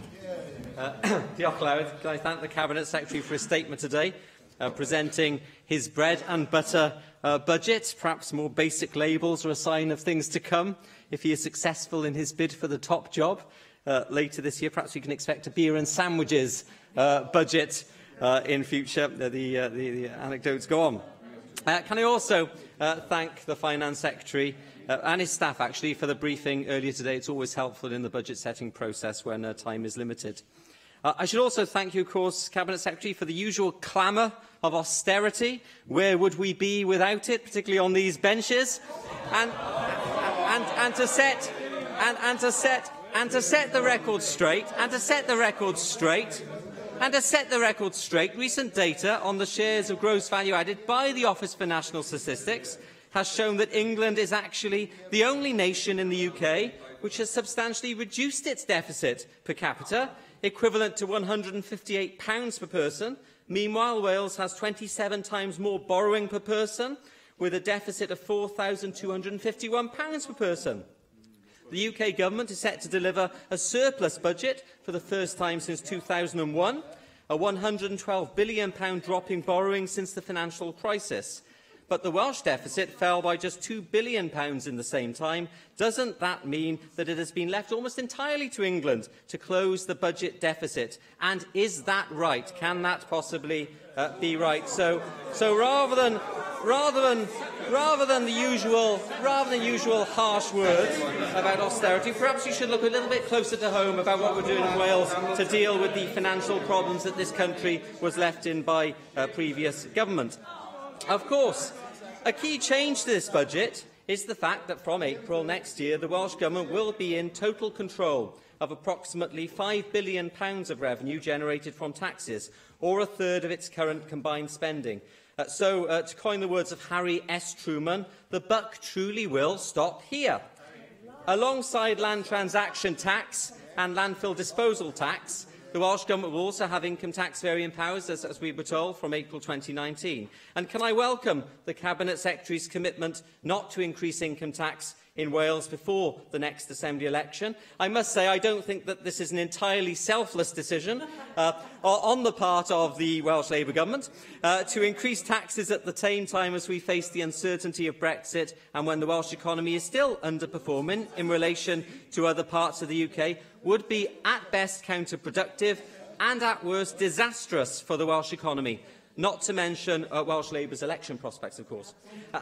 I must ask the question, though, and the Cabinet Secretary was quite clear on this, can we assume that if Welsh Labour were to form the government after 2021, then we can expect pretty sharp increases in income tax at the various rates? And if so, by how much? I think the people of Wales do deserve an answer to that. As we know, there are risks with varying taxes. I know the Cabinet Secretary would agree with that himself. The Welsh Government commissioned Welsh Tax Base report notes that there would likely be some behavioural response from taxpayers should Welsh Government change income tax rates. This seems to be in stark contrast to some of the assertions of the Welsh Government before Finance Committee that changes to taxation would not affect migration rates. So some clarity on that aspect of future tax policy would be appreciated. And I do support the Cabinet Secretary's decision to keep income tax rates as they are over the next couple of years as we weather some of the storms that we're going to be facing.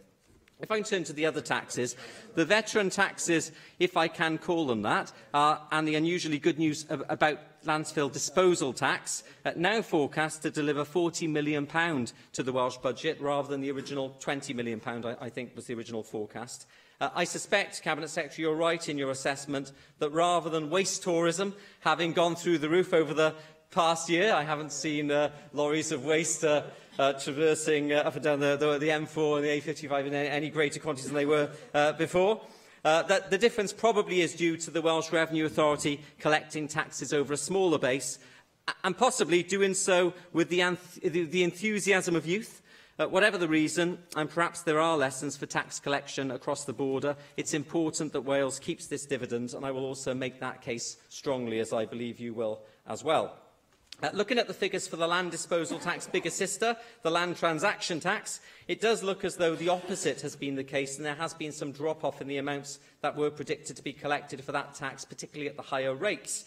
Could it be that the Welsh Conservative warnings about the effect of increasing rates at the higher end of this tax have come to pass? Now, I don't expect the Cabinet Secretary to rush to confirm this, at least not before the 11th of December, but if he could shed some light on this rather murky area, that would be illuminating to all of us. And on the matter of reviewing those bans, the door should definitely be left open, particularly if there are changes to the English SDLT regime that deals with the very high-end transactions by foreign nationals. Or I do appreciate that the number of Russian oligarchs living in Blaenau Gwent is probably rather limited. Don't look this way, Minister Emeritus. OK, turning to the all-important spending commitments, and I welcome the news that the NHS is the top priority for the Welsh Government.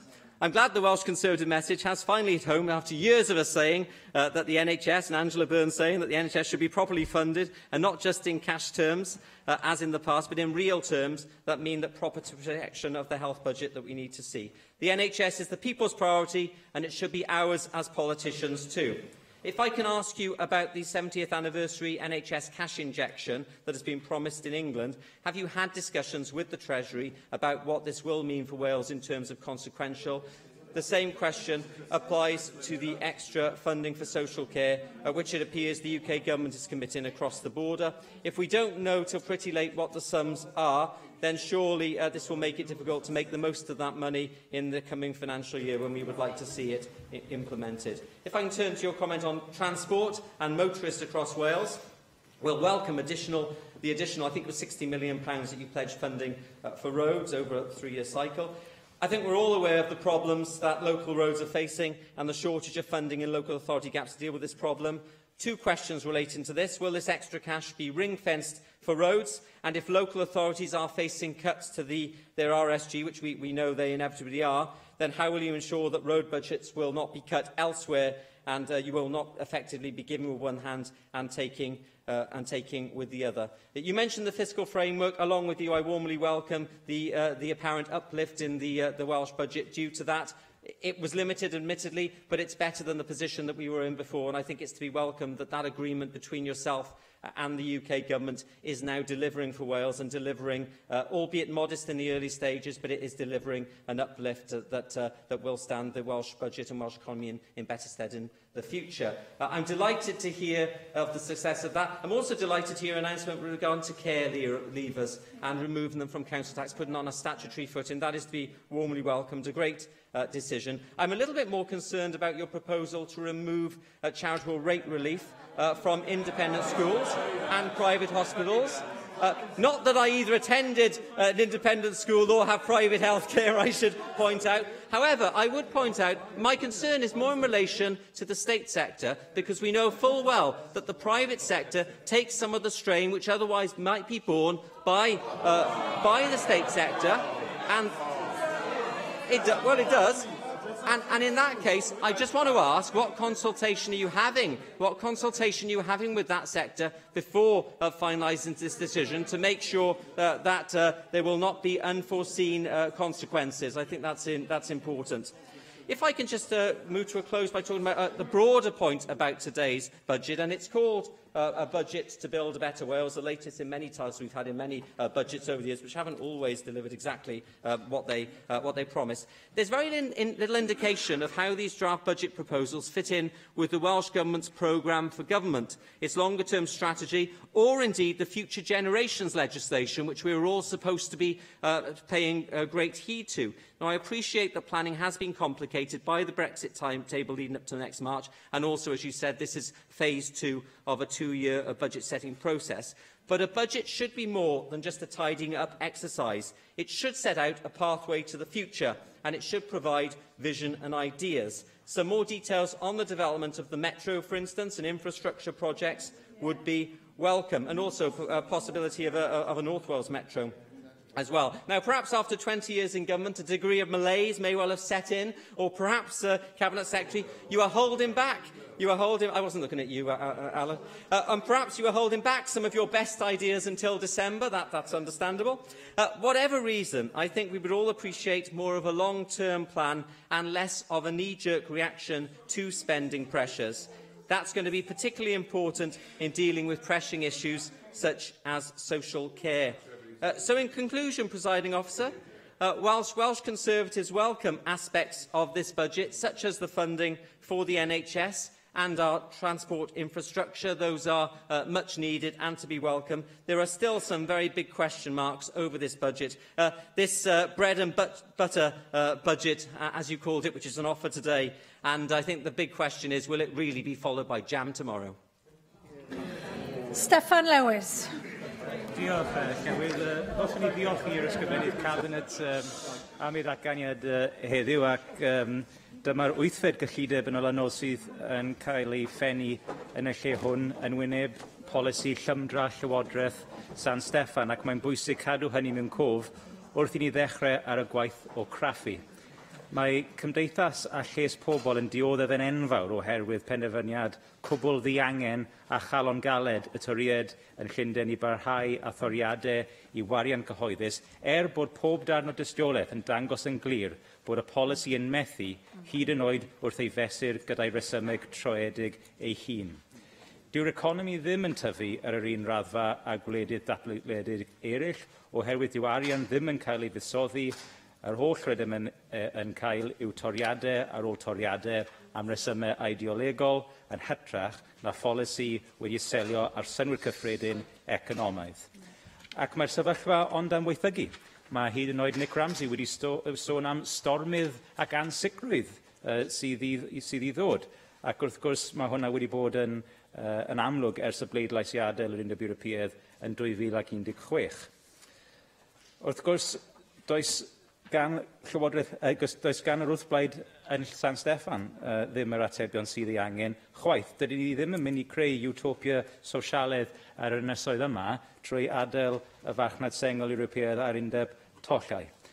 Wrth gwrs, beth sydd angen i ni wneud fel cenedl yw i ddefnyddio'r arfer sydd gyda ni ac i fyny mwy o arfau economaidd mwyn tyfu yn economi ein hunan ac yn y pen draw, Llywydd, i adeiladu cenedl annibynnol mwyn rhoi terfyn ar reolaeth toriaeth dros ein gwlad ni am byth.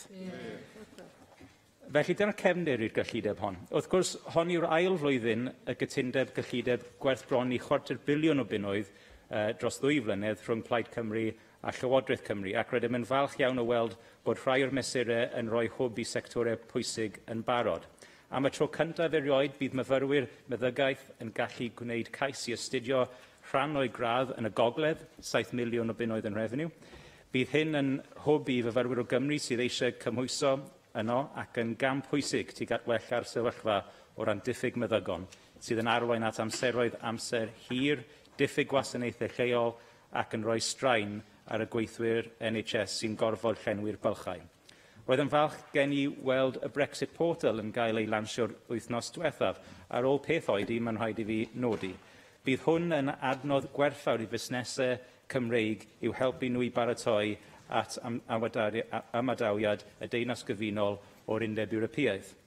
Mae meysydd eraill sy'n elwa o'r cytundeb yn cynnwys iechyd meddwl sydd yn wrth gwrs yn flaenoriaeth i Blaid Cymru, 40 miliwn dros y 2 flynedd, addysg uwch a phellach, 40 miliwn o bunnoedd, a'r iaith Gymraeg, 10 miliwn o bunnoedd, a'r sector celfyddydau, 4.4 miliwn o bunnoedd.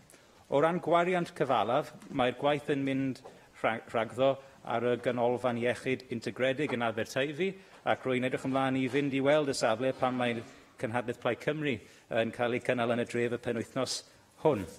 Yn ogystal, mae gwaith yn cael ei wneud i wella'r brif ffordd rhwng y de a'r gogledd, ac mae astudiaethau dichonoldeb a'r brosiectau eraill ar y ffordd fel sydd wedi cael ei nodi gan yr ysgrifennydd Cabinet y Prynhawn yma.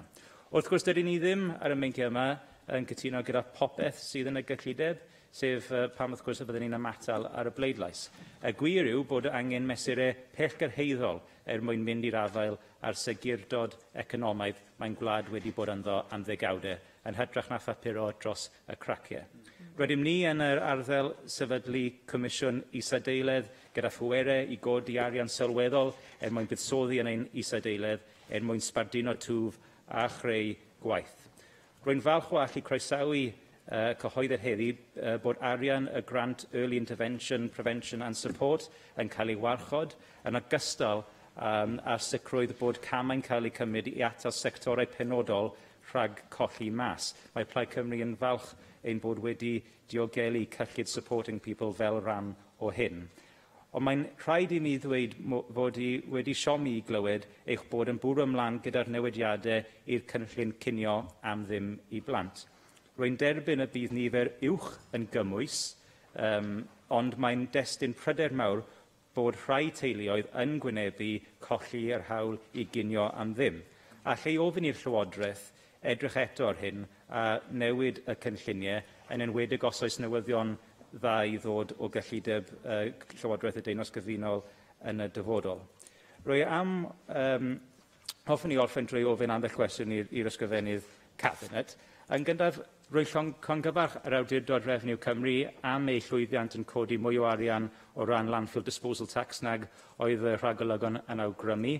Gai ofyn i'r ysgrifennydd Cabinet pa gamau bydd Llywodraeth Cymru yn cymryd i sicrhau bod yr arian yma yn aros yng Nghymru, a bod y trysolus ddim yn ceisio ei gymryd nôl i Llundain. Rhan bwysig o gyfrifoldeb trethiant yw bod Llywodraeth yn cael y bydd o llwyddiant. Felly byddai'n warthus y bai trysolus y Deyrnas Gyfunol yn nawr yn ceisio cosbi Cymru am ei llwyddiant ei hunan. Nid i arian nhw yw wedi'r cyfan. Yn ail, yw'r ysgrifennydd Cabinet yn gallu rhoi manylion ynglŷn â beth yw cynlluniau Llywodraeth Cymru o ran buddsoddi'r arian maen nhw yn ei derbyn ar ffurf financial transactions.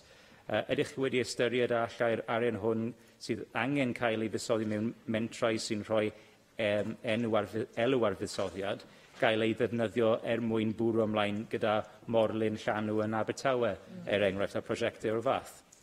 Rwy'n falch hefyd i weld erbyn hyn bod Llywodraeth Cymru wedi cynyddu tal ar gyfer doctoried a nyrsys, rhywbeth mae Plaid Cymru wedi bod yn galw amdano ers dro bryd. Ond allai'r ysgrifennydd Cabinet dweud os oes cynlluniau i godi tal i weithwyr eraill yn y sector gyhoeddus. Mae etholwyr wedi bod yn cysylltu gyda fi ac mae'n siŵr gyda aelodau eraill enghraifft i ddweud bod y sefyllfa yn y sector addysg bellach yn argyfyngus yn dilyn degawd o gynnydd tal i slaw chwyddiant a bod hyn yn effeithio ar safon byw yr unigolion sydd yn gweithio yn y sector yna. Hefyd, mae pryder fawr am yr effaith gaiff unrhyw doriadau i lywodraeth leol a'r wasanaethau anstatudol. Mae gwasanaethau hyn yn cynnwys canolfannau hamdden a chlybiau cymunedol sydd yn rhan bwysig i'w chwarae yn cadw pobl yn iach ac atal problemau iechyd. Sut mae toriadau fel hyn yn cyd-fynd gyda amcanion y Llywodraeth o ran ceisio atal problemau iechyd cyn iddyn nhw godi yn y lle cyntaf? Rydyn ni'n gwario mwy a mwy ar drin anhwylderau iechyd, ond llai a llai ar atal y problemau hyn rhag codi yn y lle cyntaf. A hoffwn i glywed sylwadau ysgrifennydd Cabinet ar y mater hyn. A hefyd i orffen, rwy'n croesawu'r bwriad i dynnu gydawyr gofal allan o'r system treth cyngor hyd at 25 mlwydd oed ar hyd a lled Cymru, a fydd angen newidiadau statudol cyfreithiol i wneud hyn, neu fydd hyn yn rhywbeth a cael ei wneud yn go fuan. A hefyd rwy'n croesawu'r datganiad ynglŷn â statws elusennol trethiol ysgolion preifat a ysbytau preifat. Eto, fydd angen newidiadau cyfreithiol i sicrhau bod y polisi yna'n cael ei wireddu, neu ydy'r ysgrifennydd cabinet yn gweld hyn yn rhywbeth gall cael ei weithredu yn weddol fuan. Diolch yn fawr iawn. Neil Hamilton. Diolch yn fawr, Llywydd. Well, I'm grateful to the Cabinet Secretary for giving me advance sight of the main details of the budget.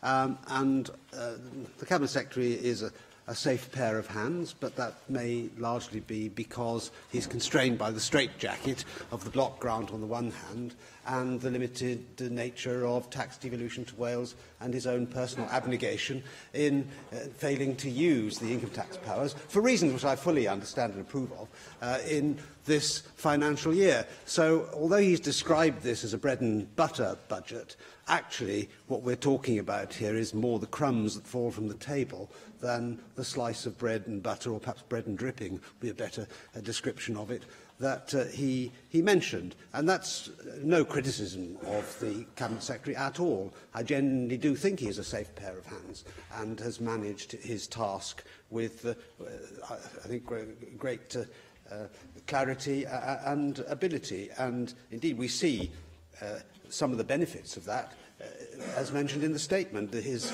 ability in negotiating the fiscal framework, for example, with the Cabinet, with the Chief Secretary, has produced some financial benefit for us, which are much valued. £90 million, as the statement says, 71 million in this financial year, and he's to be congratulated, and I think has been congratulated by all sides of this House on the way in which he handled those negotiations. I also think that the Cabinet Secretary has done a good job in coping with the reductions of 1%, the cash reduction in the RSG to 2019-20, and managing to reduce the gap by 28 million to only 15 million. That remaining 15 million is obviously going to lead to problems to deal with, but nonetheless, I do think that the Cabinet Secretary's ability to try to square the circle that he's faced with is producing those dividends. I also approve strongly of some of the other elements which he mentioned in his statement, in particular the child poverty agenda and the increased number of school children who will qualify for free school meals. And I also support his decision on the early intervention, prevention and support grant to increase the amount paid and also to split it into two, because there has undoubtedly been a great disconcerting period for those who think that having moved from a kind of hypothecated budget into one where these different grants are lumped together, then some people might lose out and get less than they otherwise would have done. So I think that is a sensible move to slow down the process of change, and that will be warmly welcomed, I think, throughout Wales. We can also, of course, welcome the increased spending on health. It's a fact which everybody is aware of, that the health inflation is higher than inflation nationally, and the needs of the population are going to increase with increased aging population and a lower number of people in active work. So the cost of financing this is going to be an increasing problem in years to come. That's partly, I suppose, the increased amounts which are available due to the UK government's decision to increase the amount of money spent on the health service through its 70th anniversary fund. But I don't think we should shower them with compliments on their achievement, because in the current financial year the UK government is only going to increase spending by 3.6%, which is 0.1% less than the average increase in health spending since 1948. So actually it's just more of the same and treading water rather than an unexpected bonus on top of everything else. The Health Secretary said that the Health and Social Services MEG is now 8.2 billion for 2019-20, So health is becoming an even bigger component of the Welsh Government's budget, and the 330 million extra for this financial year is, of course, very welcome, although, as he rightly said, that he was given, what is given on one hand is partly taken away on the other, and about half the budget is already earmarked by the UK government. But the real elephant in the room here is not so much the funding available, but the continuing inability of many health boards to be able to manage their own budgets properly. And we've seen this year that, there's a 360 million rolling deficit, which is up from 253 million in the previous year. And Hywel Dda and Betsy Cadwaladr in particular are actually not improving to the extent that we would expect. And the sums of money involved here, of course, are huge. Hywel Dda, 70 million to the beginning of April this year in deficit, and Betsy Cadwaladr up from 30 million to 36 million. So against this background, the Cabinet Secretary has an unenviable task, I think, in trying to balance the books. The environment budget this year hasn't suffered the cuts which it did last year. That's to be welcomed, although of the £34 million increase, 17 million, half of it, is going to be spent on various waste projects, which would not be a priority of mine, because this has nothing to do with the issue of global warming, but in itself. But I simply can't see the point of spending £17 million on sorting waste and being able to take out the plastic in Costa coffee cups, for example, when the UK accounts for only about 2% of CO2 emissions, even if we accept the link between CO2 emissions and global warming. 25% of all the plastic waste which is collected in the EU is exported to the Far East and other places where their control measures are far inferior to what we have in this country and indeed in Europe generally. So what we're actually doing is making the problem worse by collecting all this material and then exporting it to countries that throw it into rivers and landfill elsewhere. So we're not actually contributing to the solution of the problem, even if you accept that there is a problem in the first place. So that would certainly not be a priority of mine. But the background mantra, of course, as always, is austerity. But I think we should remind ourselves that this period of austerity, to which the Cabinet Secretary's statement itself actually gives the lie, because he refers to the inability of the Chancellor to meet his targets of deficit reduction on a serial basis. In 2007, 2008, the national debt stood at about £780 billion.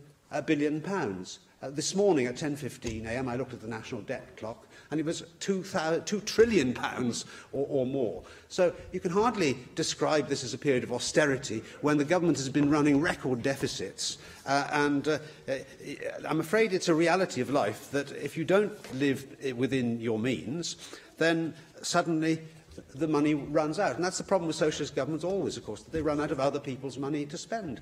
The Labour Party, under its current leadership, has been a great admirer of President Chavez and President Maduro in Venezuela. Well, Venezuela this year has 1,000,000% inflation, and they're now, instead of exporting oil, they're exporting people. So the idea that you can carry on spending as though there's no tomorrow, forever and a day, is, of course, against the laws of nature and reality. And were we not constrained in the way that we are financially in Wales, as if John MacDonald, perish the thought, were ever to become the Chancellor of the Exchequer in the United Kingdom, he really would be able to follow the example of Venezuela, and then I think the Welsh Government would be in a pickle indeed. Then they would discover what the true meaning of austerity is. At the end of the day, over a period of time, you have to balance the books. And in an inadequate way, in a limited way, that's what the Conservative government has been trying to do. If the government had borrowed even more money, then the debt burden and its financing burden would have been even greater. I mean, this year, over £50 billion is going to be spent on debt interest. And even though the Bank of England has bought up a significant part of government debt, therefore, in a sense, it's paying money to itself, we're still talking about £40-odd billion which could be spent upon frontline services, which is going in debt interest to third parties. So eventually, as I say, you run out of money. And in due course, the Welsh Government will have the freedom and the discretion to use the devolved tax powers that it has. I hope it will use those, not simply to push up the tax burden, but actually to try to transform the Welsh economy into an enterprise economy by reducing taxes and hence encouraging investment, encouraging enterprise, encouraging people to come and live in and work in Wales, so that what we all know we need to do, we can raise the tax base by raising the amount of wealth which is created in the Welsh economy in general. So it's a choice that we will have to make in due course. It's been postponed now until the next Assembly.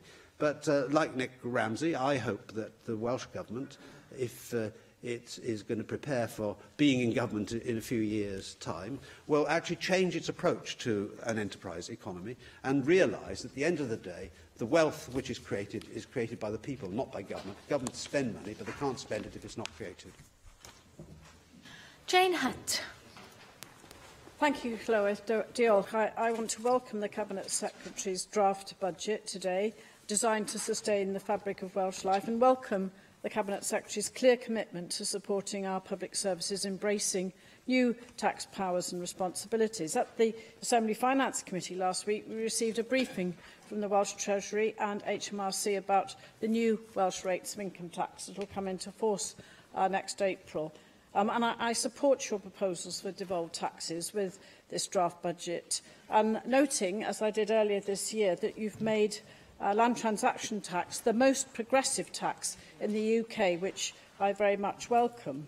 And I'm sure you'll acknowledge and agree, as I do, with the IPPR Commission's recent report on economic justice and support its recommendations about tax and the need to spread wealth and ownership across our economy. I think it is important to recognise that after 8.5 years of unnecessary and damaging austerity and deep cuts to our public services, you've shown clearly how you have used our budget to help make Wales a fairer place. As a result, you have given a wide package of public investment in health, social care, housing and transport. That this couldn't have been done without the fact that you secured £90 million as a result of the fiscal framework, which you negotiated, and the use of £125 million out of our Welsh reserves. And that is a decision you have to make, showing your determination to fund those bread and butter key public services in Wales, which we so cherish and the people of Wales require. I welcome the increase of £500 million to the Welsh NHS, reaffirming your policy to support health and social care, benefiting local government, including the £50 million for social care. And just would say and question whether that shows that the Welsh Government is still funding far in excess in relation to funding to social care in England, particularly in health and social, integrating health and social care. On capital, I welcome the £35 million for the social housing branch, demonstrating the Welsh Government's commitment to ensuring that we have affordable and social housing for people in housing need. But I'd like to clarify the allocation of financial transactions allocations, because earlier this year I welcomed the Welsh Government's funding for credit unions following the recent update in the Wales Infrastructure Plan announcements. We've already seen the benefits of using financial transaction capital in this way, promoting social justice, supporting our credit unions, helping them to meet the challenging capital asset ratio requirements to underpin the viability of credit unions in Wales, and I hope this will continue. I'd also like to raise the issue of the impact of Brexit on your budget this year. Independent research now brings the Brexit bill to £500 million a week and rising, and your statement has highlighted the chief economist's analysis. showing the impact of Brexit on people and households in Wales. Can you confirm that we have to use allocations from our constrained budget to meet the costs of Brexit to our public purse? For the £50 million EU Transition Fund and the cost of Welsh Government engagement at every level, political and official, what is the impact of Brexit on all those who we support and serve in Wales, highlighting the negative effect on your budget making and responsibilities? I want to conclude with a question about wider powers. You have embraced your new powers as outlined today. We have a fiscal framework you've negotiated. You've managed resources, both revenue and capital, in a way I, Bevan, would have welcomed, in the way that you recognise priorities and needs as the hallmark of socialism, and the fact that you've able to do that against the backdrop of 8.5 years of that lost £4 billion budget that could be going into our public services. But I'd like, finally, for you to update me on negotiations for the powers that we need to support our economy, are supported by a cross-party through the Silk Commission and indeed now the Welsh Affairs Select Committee, looking at the air passenger duty that should be devolved to Wales, has been devolved to Scotland, has been devolved to Northern Ireland. What is the progress, Cabinet Secretary, on those negotiations? Diolch. Jenny Rathbone. Thank you, Presiding Officer. I think this is a very skillful budget under very difficult circumstances. We all have to note the £800 million that might have been available if we'd managed to maintain the amount of money that could have been expected in line with inflation if the UK government wasn't continuing to stick with this austerity programme, which is causing so much pain to so many of our citizens.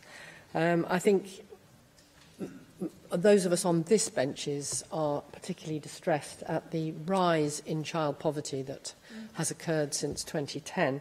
So I particularly welcome the amount of money you've set aside for enabling more children to take advantage of free school meals. The £7 million across Wales is very important, and also the extra over £3 million to maintain the pupil deprivation grant to enable families who are struggling to continue to be able to enable their children to access education in the same way as everybody else. I'm not surprised that on the Conservative benches, Nick Ramsey questions the validity of removing the charitable status of private schools and hospitals, but I think it's really important that we have a level playing field, particularly as the training of teachers and nurses and doctors is done by the state on behalf of our citizens, and then many of them are then poached by the private schools and hospitals who don't make any contribution to the training of these invaluable individuals. So it's absolutely right and proper that they should make a proper contribution to the cost of the people they benefit from. I do not share Nick Ramsey's anxiety that in a future government, future Welsh Labour government, we will use our income tax raising powers. Scotland hasn't used them since they've had them since 1999, so there's no particular reason to assume that would be something that would genuinely be open to the Welsh Government, because it's so easy for people who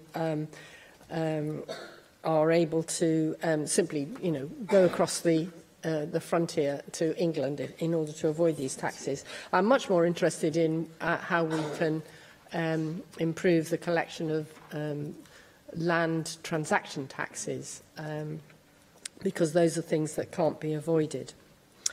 I'm interested in the money that the Cabinet Secretary has set aside for both for capital investment in our waste disposal as well as the income aspect of it, because I recently visited the Cardiff Recycling Centre to look at the amount of money that can be made out of properly recycling Aluminium, for example, has a very high price at the moment.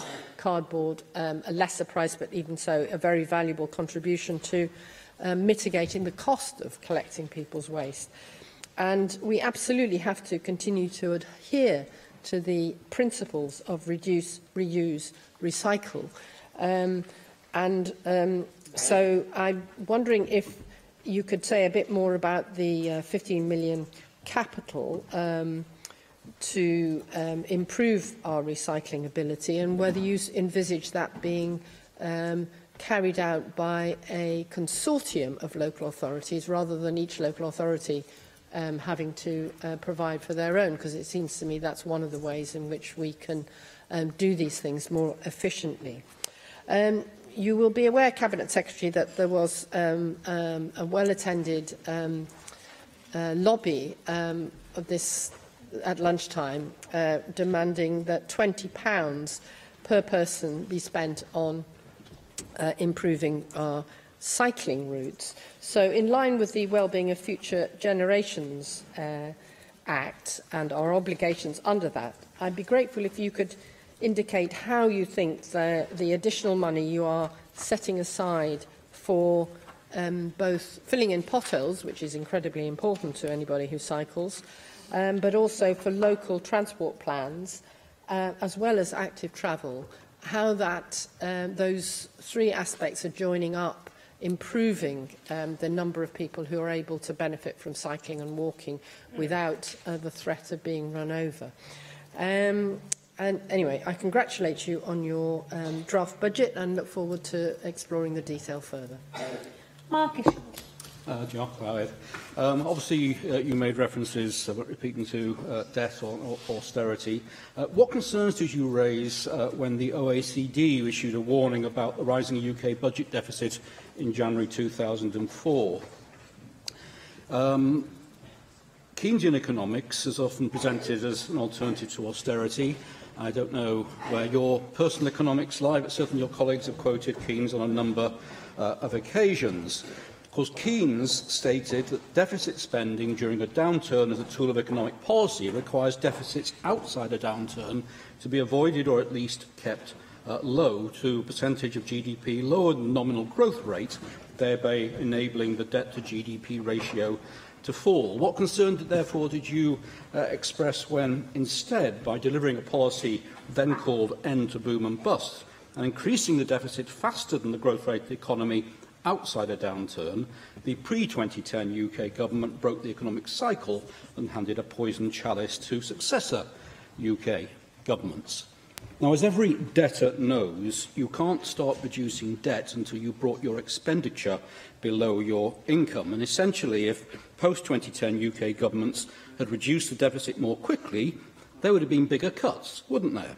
But if it had reduced it more slowly, exposing us to economic shocks, we would have risked bigger cuts being imposed by the UK's creditors.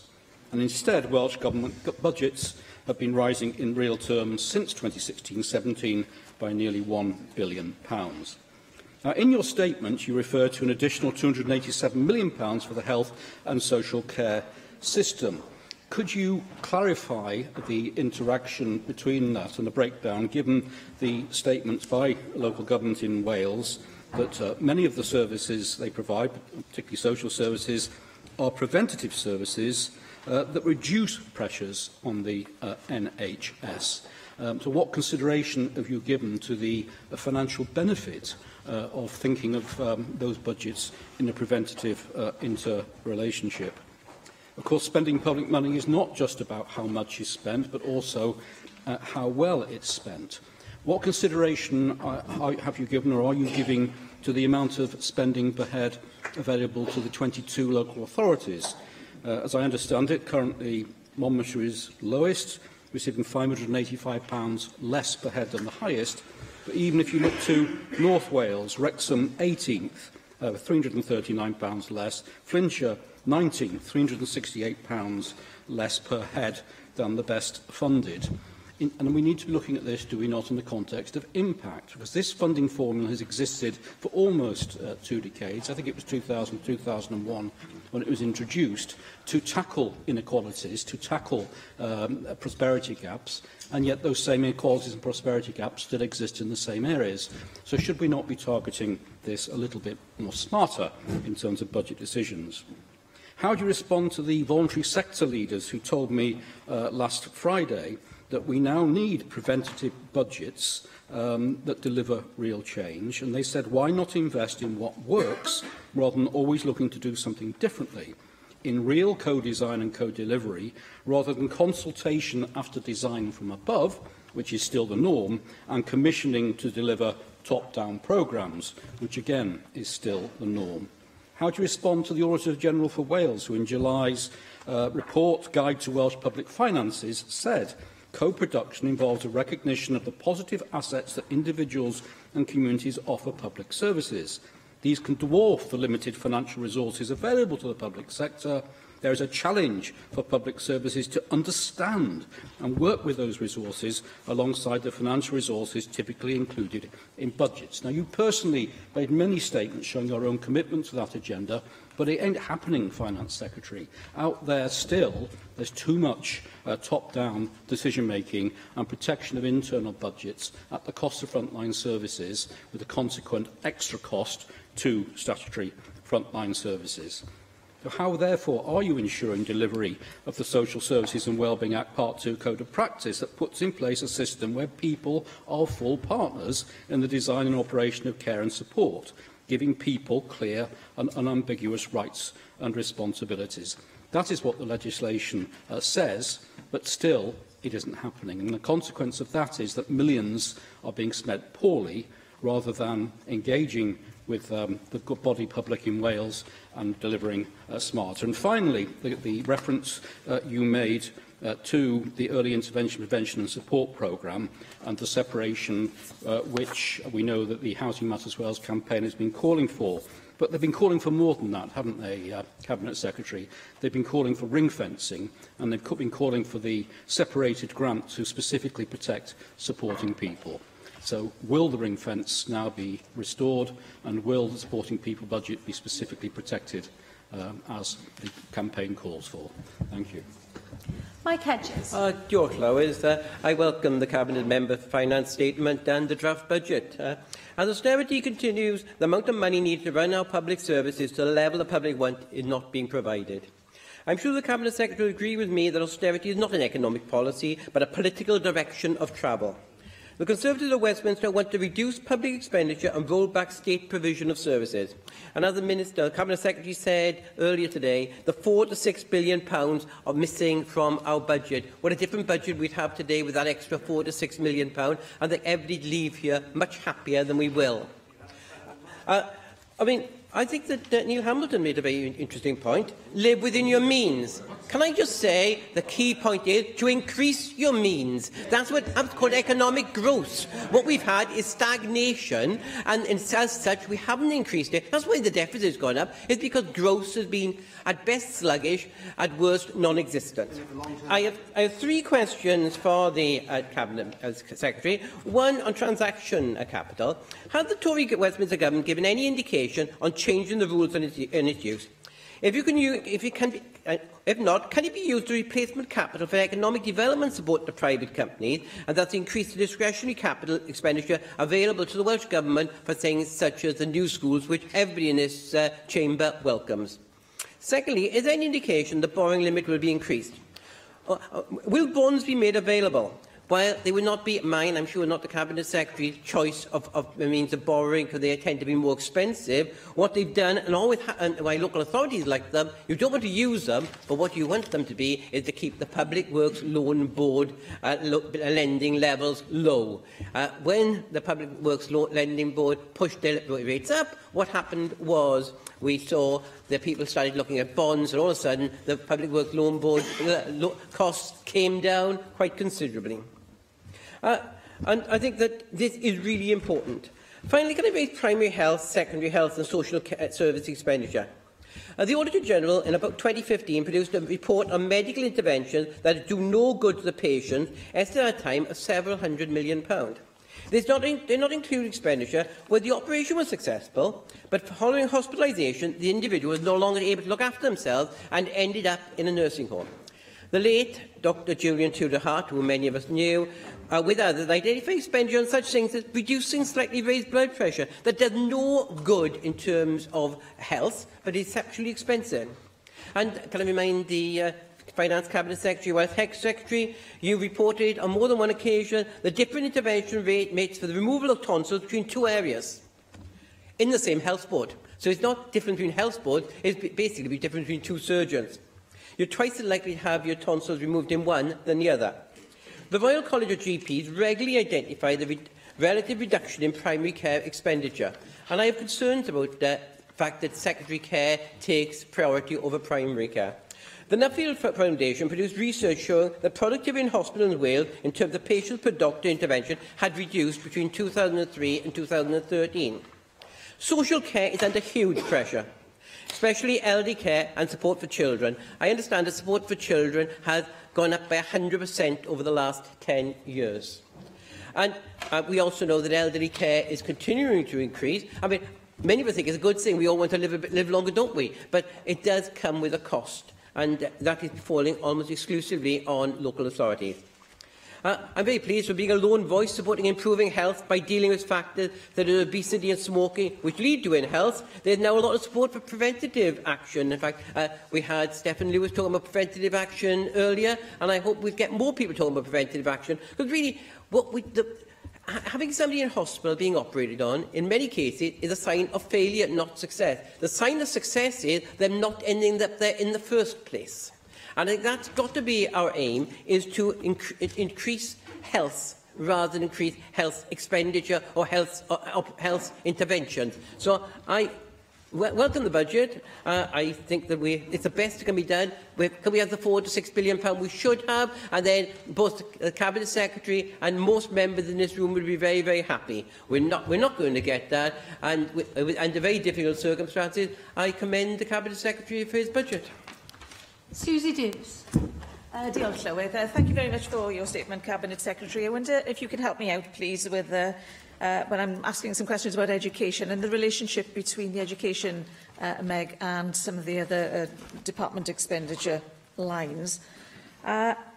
Obviously, it's very pleasing to see the £60 million extra for education. It still falls a little short of the £100 million that we were expecting for school standards over the period.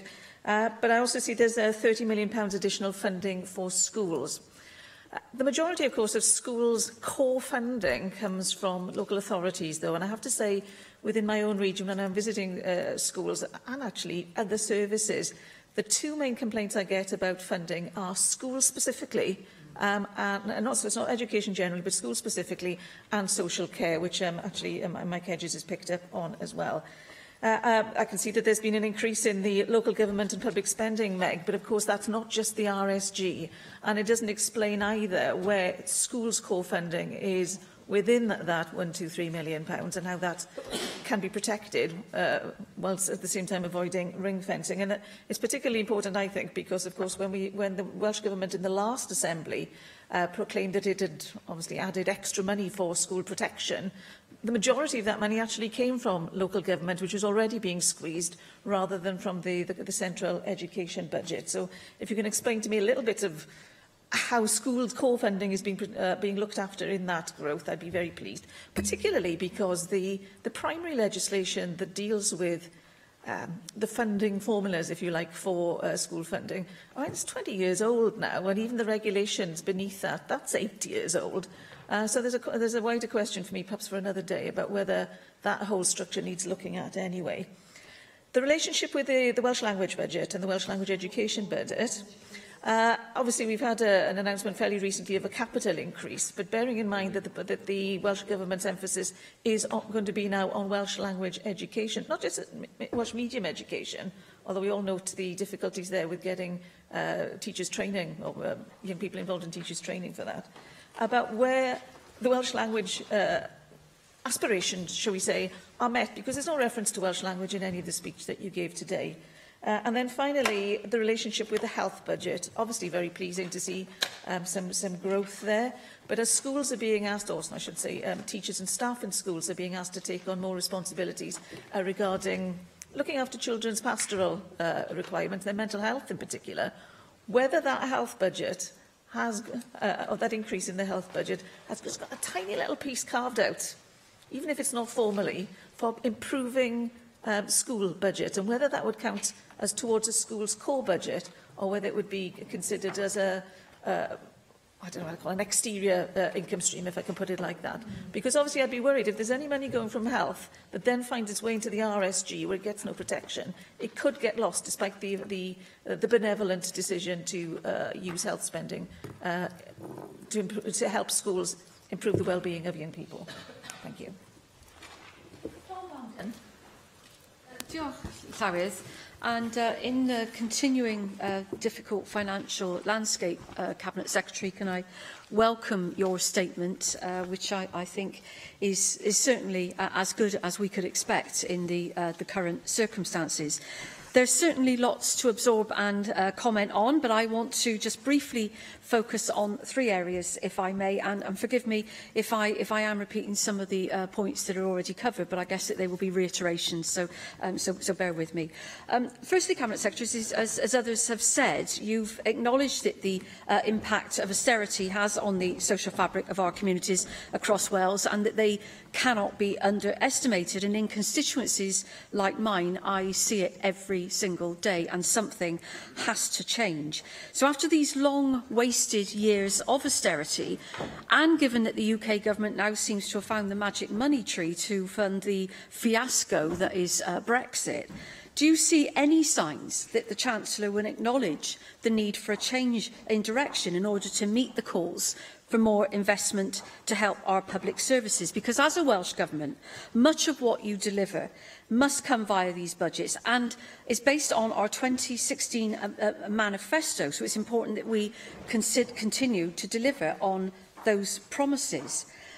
My second point relates to the Supporting People programme, which has not just been supported by Plaid Cymru, but by many members on these benches, including myself, many of us who have taken a keen interest in and campaigned for the financial support that we offer to many vulnerable groups through this programme. So I'm very pleased with your announcement of £13.4 million to the Early Intervention, Prevention and Support Grant, and the establishment of the two grants separating housing out from the others.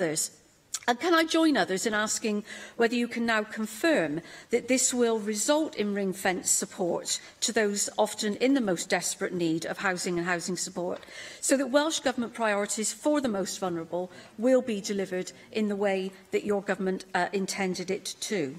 And finally, it's very clear that if we are to continue transforming our health and care services, then we must invest in preventative, community and primary care services, and we cannot allow artificial and organisational barriers to impede the funding and delivery of services that we need. So I'm pleased that your announcement is looking at health and social care in the round, because we should be looking at more innovative ways of funding both health and social care services that current and future demand, to ensure that current and future demand can be met. So can you also assure me that the budget process will continue to drive the integration and innovation between health and social care, ensuring that those vital care services can continue to be delivered in our communities? Julie Morgan. Thank you very much, Diolch, and I welcome the draft budget and congratulate the Cabinet Secretary on producing this budget in the 9th year of austerity, because I think we all know how families, and particularly families with children, have struggled with these last few years. And so I particularly welcome the help for children and families that many members have referred to today, of school meals and school uniforms. So difficult for families to cope with the demands of and this is very real practical help.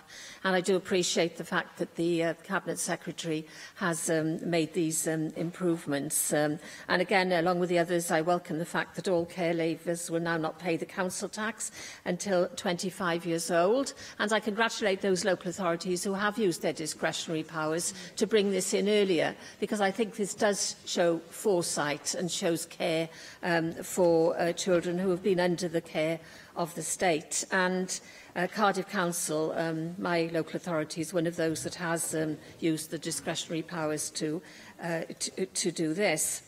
I wanted to mention a few other points that I particularly welcome. I welcome the restoring of the funding for the national parks, because I think the national parks are so important for us here in Wales. And I think we all know that health is so linked with being able to enjoy the environment. And it is, you know, to visit a national park, I think, is maybe as good as a visit to a doctor. And I'm sure Mike Hedges would approve of that. And I also wanted to mention the it's a small amount of money, but I think it's very important, the improvements to Llangrannog and Glanllyn. One of my grandchildren is actually at one of those establishments now as we speak, and I know how many children have such a huge benefit from them, and I think it's an absolutely fantastic experience for children to go there. So I welcome the fact that they are going to have these extra opportunities. And I wanted finally to ask the Cabinet Secretary about how the Welsh Mutual Investment Model is going, which I believe was actually created by my colleague Jane Hutt when she was the Finance Minister, to fund the building of the New Velindre. I know the Cabinet Secretary will be aware that there is now a planning permission for the New Velindre in the Top Meadows in Whitchurch, with access through Asda, and the negotiations are ongoing, but we will end up with a brand new cancer hospital linked with much more treatment for cancer patients in the community, which I think we are all very pleased and proud that this is going to happen. So could he say how this the Welsh Mutual Independent Model is being developed? Y gweinidog cyllid I ymateb i'r ddadl, yr ysgrifennydd cyllid yn ddrwg dwi. Diolch yn fawr, Llywyd. Well, an enormous number of detailed questions. Thank members very much for their close engagement with the budget statement this afternoon, and of course look forward to the period of detailed scrutiny which the budget will now receive. Just to say again, Llywyd, that we are following the two-stage process in the budget. A number of questions that members have raised will become clearer in 3 weeks' time when we lay the budget at below MEG level. I'll do my best to answer as many questions as I can, as briefly as I can. Nick Ramsey began by asking where would we be without austerity and Brexit? And on cue, my colleague Julie James returns because she gave him the answer loud and clear. We'd all be a lot better off. That's where we would be without austerity and Brexit. He quoted Harry Truman to us, and I'll just remind him something else that Harry Truman said. A society will be judged by how it treats its weakest members. And that's what this budget is all about. It is about taking the resources that we have, constrained as they are, and then investing those resources where they will make the greatest impact in the lives of those people who depend the most upon the services which public authorities provide. Let me thank the member for what he said in welcoming what we are doing in relation to care leavers, for the recognition that he gave to the impact of the fiscal framework, which he has always taken a very close interest in.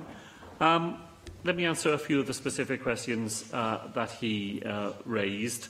As far as the £60 million that is announced in the budget for road surface repair, it is indeed ring-fenced. It will go through a specific grant. It has no impact on the RSG because, as Nick Ramsey will see when more detail is available, it's capital that we are providing in that £60 million grant rather than the revenue that goes through the RSG.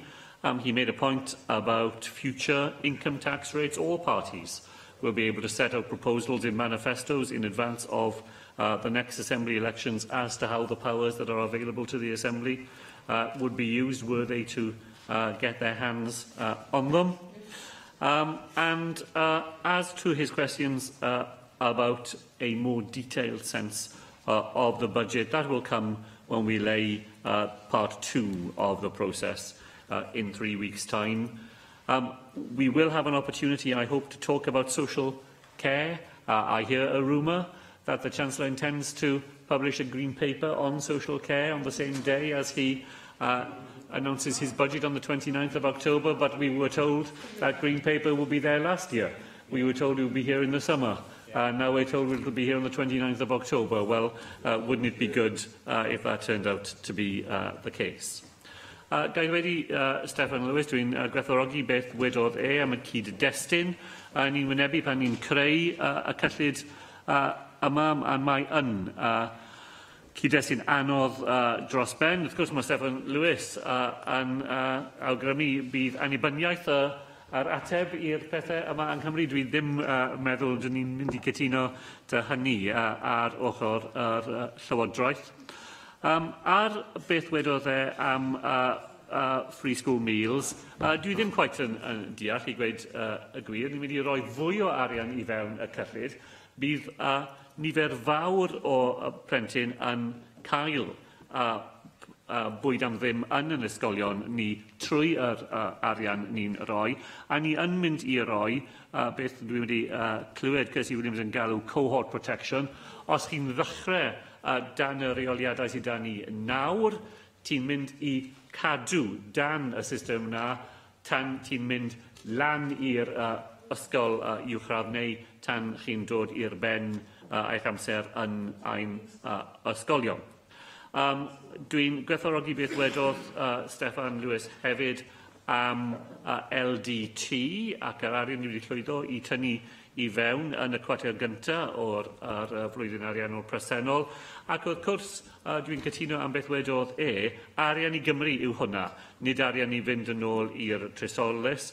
A'r reswm pan dwi'n dweud hwnna yw, ni'n tynnu arian i fewn, dwi'n meddwl, achos y gwaith mae y WRA yn neud ac yn ganolbwyntio ar y sefyllfa yng Nghymru ac yn llwyddo i cael yr arian i fewn fel na. Ni'n ymwybodol am addysg bellach, ond wrth gwrs dydyn nhw ddim wedi dod i'r ben i'r trafodaethau ar sut maen nhw'n mynd i cyflogi'r staff yn y flwyddyn ariannol nesaf. Jyst i ddweud i ddechrau am beth wedodd Steffan, bydd rhaid i ni newid y gyfraith i bod yn glir ledled Cymru. Bydd pobl care leavers i tynnu care leavers mas o'r ydreth Cyngor. Y mae yr un peth dwi'n meddwl yn mynd i digwydd os ni'n bwrw ymlaen a beth wedais i am ysgolion ac ysbytau private, ond ni'n mynd mas i siarad â bobl a beth ni'n awgrymu. Turning to what Neil Hamilton said, thank him too for what he said about the fiscal framework and those aspects of the draft budget, the free school meals and the treatment of the mega grant that he welcomed as well. I didn't agree with him, of course, on what he said on the £15 million in relation to waste capital. I think that will be money very well spent. We know that if we are able to invest in some new state-of-the-art equipment, local authorities will be able to recycle things that today they can't. Today they go to landfill with the new equipment in place.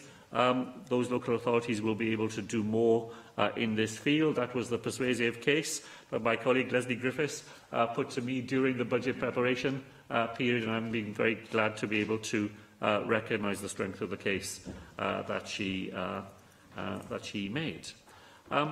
Mr Hamilton quoted a figure from the period when Gordon Brown was Chancellor and pointed out that when Gordon Brown was Chancellor, he was reducing the deficit year after year, and then pointed to the fact that it had ballooned out of control under the current Conservative performance. But he then tried to say that this was the result of a socialist experiment. I did lose my ability to follow his argument there. But where he gets it wrong is the point that Mike Hedges made. For Neil Hamilton, all expenditure is essentially wasteful. Whereas if you believe in the socialist way of doing things, expenditure is an investment. It creates the condition in which an economy can expand, and when the economy expands, so there is a greater flow of revenues in from that expanded economy, and that's the way in which you are able to create a benign cycle, rather than the cut your way to success that we've been offered since 2010 and which has so transparently failed to deliver. Jane had made a very important reference to the IPPR report and what it tells us about how fair taxation can improve economic performance across the UK economy. Very grateful to her for what she said about Nye Bevan. Bevan said that the language of priorities is the religion of socialism, and in this budget you see our effort to align the expenditure that we have with the priorities that matter to us most here in Wales. Grateful to Jane for drawing attention to the £35 million we are able to replace in the social housing grant. It's one of the things I'm most pleased about in the budget, that we will be able to sustain the investment we make as a government in that most important thing of providing decent housing for families across Wales who today find themselves living in circumstances which none of us would be prepared to regard as satisfactory in our own lives. There is financial transaction capital reflected in the budget, but there will be more, I hope, at the final budget stage. I'm working closely with my colleague, the water-throwing Ken Skates, sorry, I'm sure he was trying not to draw attention to that, to bring forward a series of financial transaction capital ideas that his department is particularly developing in an innovative way. We are having to use our own budget for the EU Transition Fund, but we have been able to put £140 million of financial transaction capital into the Welsh Investment Bank, which is being used particularly to support businesses through the EU exit. On negotiations on powers for air passenger duty, I'm afraid I've only got bad news to report to colleagues. It is very good that the Welsh Affairs Select Committee has announced its inquiry into this, because it will allow us to make our case yet again as to why Wales should not be uniquely disadvantaged in not being allowed to have air passenger duty devolved to us. But I have a letter from the Secretary of State to Wales addressed to the First Minister only a few days ago, and once again the Secretary of State for Wales tells us that he cannot support this idea because he's more worried about England and about the impact of it there. By the way, an impact which independent reports which we have supplied to him tells him does not exist. But he is more worried about his responsibilities to Bristol than he is about his responsibilities to Wales, and that is very deeply disappointing. Very briefly, Llywyd, if you don't mind, so that I've got a minute to respond to just a few selected points from what other members have raised. In what Jenny Rathbone said, let me focus on what she said on active travel. We announced £60 million earlier in the year, 10 million this year, 20 next year, 30 the year after, directly for active travel. But the £78 million local transport fund and the £60 million for road repair, plus what we're doing on clean air and the money we're providing to local authorities in capital and revenue to improve traffic in that way, all of those will, I believe, contribute to our to our active travel agenda. Mark Isherwood told us about Maynard Keynes, and of course Keynes is a counter-cyclical way of dealing with the economy, not as his Chancellor of the Exchequer, George Osborne, carried out his responsibilities, when he always seemed to me to be like a sort of medieval doctor, really, that you bled the patient, and when the patient showed even greater signs of illness, the only answer was to bleed the patient some more. You know, that's exactly the opposite of Keynesian economics. I'm sure it must feel to some members like I have been standing here for more than a decade, but Mr Isherwood's questions of how I responded to something that was said in 2004, it was Finance Minister well beyond my own time that was responsible for that. I share, however, what he said on co-production. There's a long way still to go, and it is for our public services to mobilise the human capital which comes from users of services alongside the financial capital that they have to make a real difference. Mike Hedges asked me a series of specific questions. The Treasury has changed the rules in relation to financial transaction capital in England. They are not as yet able to tell us how those changed rules apply here in Wales. I have written to the Chief Secretary to the Treasury asking to extend our borrowing capacity in the forthcoming comprehensive spending review, and we are well on our way now to having bond issuing powers here in Wales. Susie Davis's questions about education and Welsh medium education will emerge more clearly in the second part of the budget, but I can tell her that amongst the education aspects are £15 million in a new specific grant that will go directly to schools from my colleague Kirsty Williams' is budget, together with £9 million to deal with sixth form funding and £9 million to sustain the grant for minority ethnic achievement grant. On the funding formula, a number of members have asked me about the funding formula in local authorities and in education. I say to them what I say to my colleagues in local government. If anybody can bring me an improved formula on which local authorities are agreed, they will find me very receptive to that. As yet, they've never been able to meet that challenge. Can I say to Dawn Bowden that if there is any sign of change in the October the 29th budget of the Chancellor of the Exchequer in relation to austerity, we will use every penny of that, as we did last year, to invest in preventative services and, as she said, to make sure that organisational barriers do not stand in the way of achieving best outcomes for patients and for social care user services. And my colleague Vaughan Gethin and I have met twice during this budget round to reaffirm this government's determination to use the resources we have to invest in the social care and health system in the round.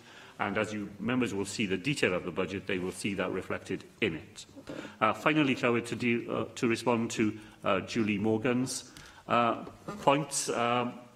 Going to Llangrannog is a Welsh rite of passage that many of us across this chamber will have experience in our own lives and in the lives of others, and I'm very glad that working with Eluned Morgan we've been able to find some additional money to upgrade the facilities both there and at Glan Llyn. As far as the mutual investment model is concerned, we now have complete clearance from Eurostat and the ONS. Our model has been featured in a recent United Nations handbook advising countries around the world as to how to design a model of this sort, and I was pleased to see the reference that the First Minister of Scotland, Nicola Sturgeon, made to building on the Welsh mutual investment model in the Scottish Government's plans to expand the level of capital available for important public purposes there too. We are well on our way in relation to Velindre. There are planning issues to resolve. There are clinical design issues to resolve, but we are determined that the model will be there to support that very important development for cancer services across South East Wales. Diolch i'r ysgrifennydd cyllid. Mae eitem 4 wedi dynnu yn ôl, ac felly'r eitem nesaf yw'r datganiad gan y gweinidog plant, pobl hŷn a gofal cymdeithasol ar ddathlu diwrnod pobl hŷn, a dwi'n galw ar gweinidog i wneud i datganiad Huw Ranca Davies. Diolch, Llywydd. Roedd yn ddiwrnod rhyngwladol pobl hŷn ddoe, gan roi cyfle i gymunedau ar draws Cymru werthfawrogi a dathlu'r cyfraniad helaeth ac amrywiol y mae pobl hŷn yn ei wneud i gymdeithas ac economi Cymru. As this year, the celebration aligns with the 70th anniversary of the Universal Declaration of Human Rights, I would like to take this opportunity to update Assembly members on the work that Welsh Government has taken forward to place human rights at the heart of Welsh public services and to make Wales the best place in the world to grow old. Growing older should not erode and individuals' human rights. Wales has a long history of working with and for older people, from the introduction of the first strategy for older people in Wales in 2003 to establishing the world's first Older People's Commissioner in 2008. And this commitment to improving lives for older people continues today. Earlier this year, we started a new programme of work to reinvigorate our focus on older people's issues. We are working closely with the Older People's Commissioner and with older people directly and their representatives to co-produce a framework for an ageing society. And a key strand of this work aims to make rights real for older people.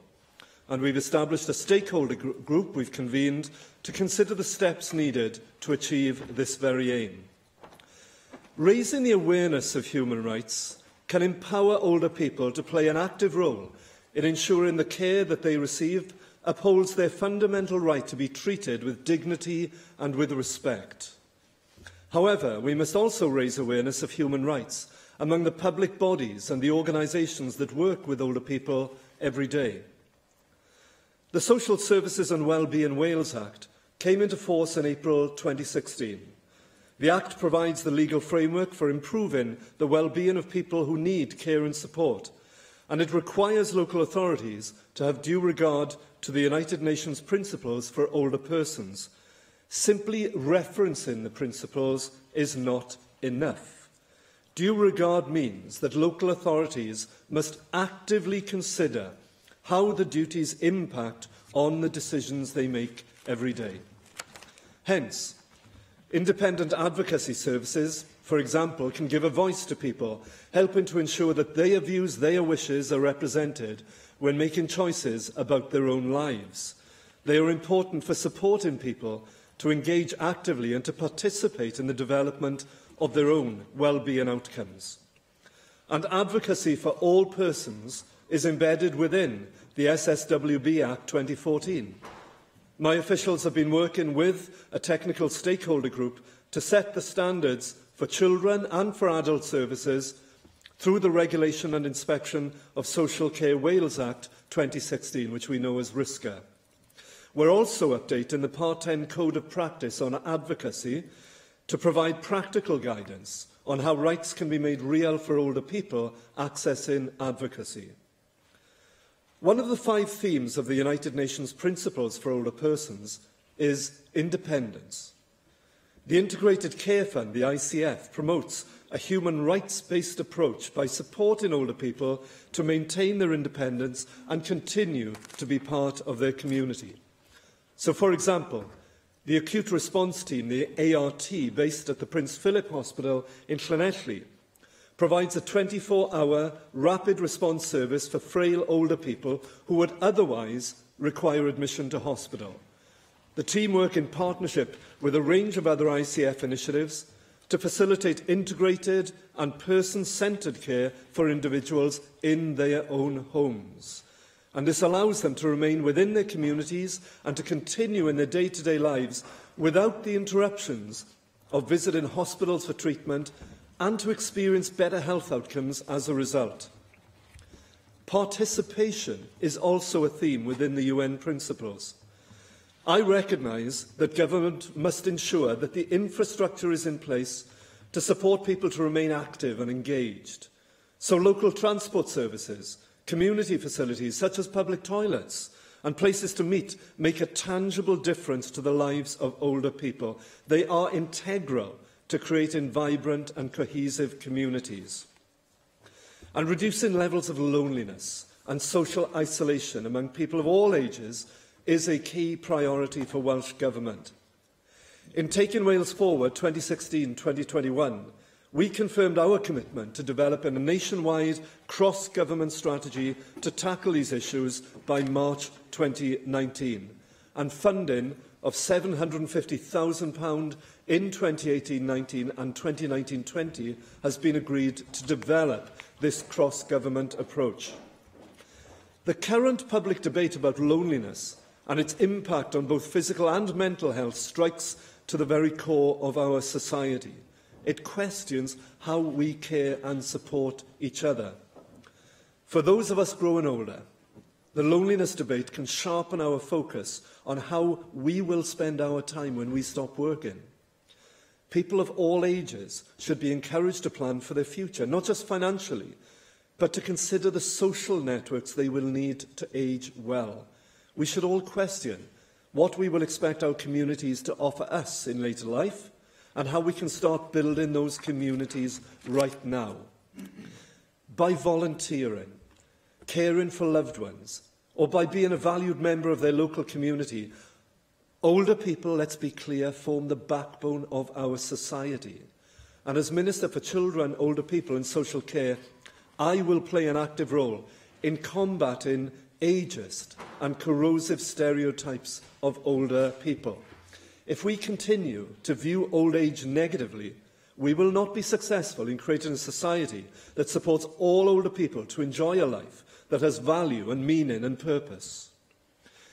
Trwy ddathlu diwrnod pobl hŷn, mae pobl o bob oed yn cael eu hannog I fod yn positif yn eu hagwedd wrth wynebu mynd yn hŷn. Fy nod I yw gwneud yn siŵr mae Cymru yw'r lle gorau yn y byd I heneiddio ynddo, ac rwy'n edrych ymlaen at gydweithio a rhanddeiliaid allweddol, y Comisiynydd Pobl Hŷn ac yn bwysicaf oll, y pobl hŷn a'i hunain I wireddu nod hwn. Diolch yn fawr, Dipro Llewydd. Diolch. Janet Pearce-Saunders. Presiding Officer, I do thank you, Minister, for your words, and I too, on behalf of the Welsh Conservative Group, absolutely support the ambition to enhance our older people's rights through the raising of awareness and more to see this aim manifested in real policy improvement. I have the immense privilege to service Wales older people twice over, both as the Welsh Conservative Older People's Champion and also in my capacity as the Assembly Member for the beautiful constituency of Aberconwy, possessing as it does the highest number of over 65s in Wales. And it is on this basis that I know firsthand the immense benefit our older people bring to communities the length and breadth of Wales. It is so often Wales' older and, I reckon, wiser generation that form the bedrock of our voluntary associations, altruistically devoting their post-retirement years to the benefit of the charitable sector. Moreover, it is undoubtedly the community-mindedness of this age group also which keep our local infrastructure ticking over, taking on the responsible task of securing improvements in our neighbourhoods and communities that they and we live in and that they care about.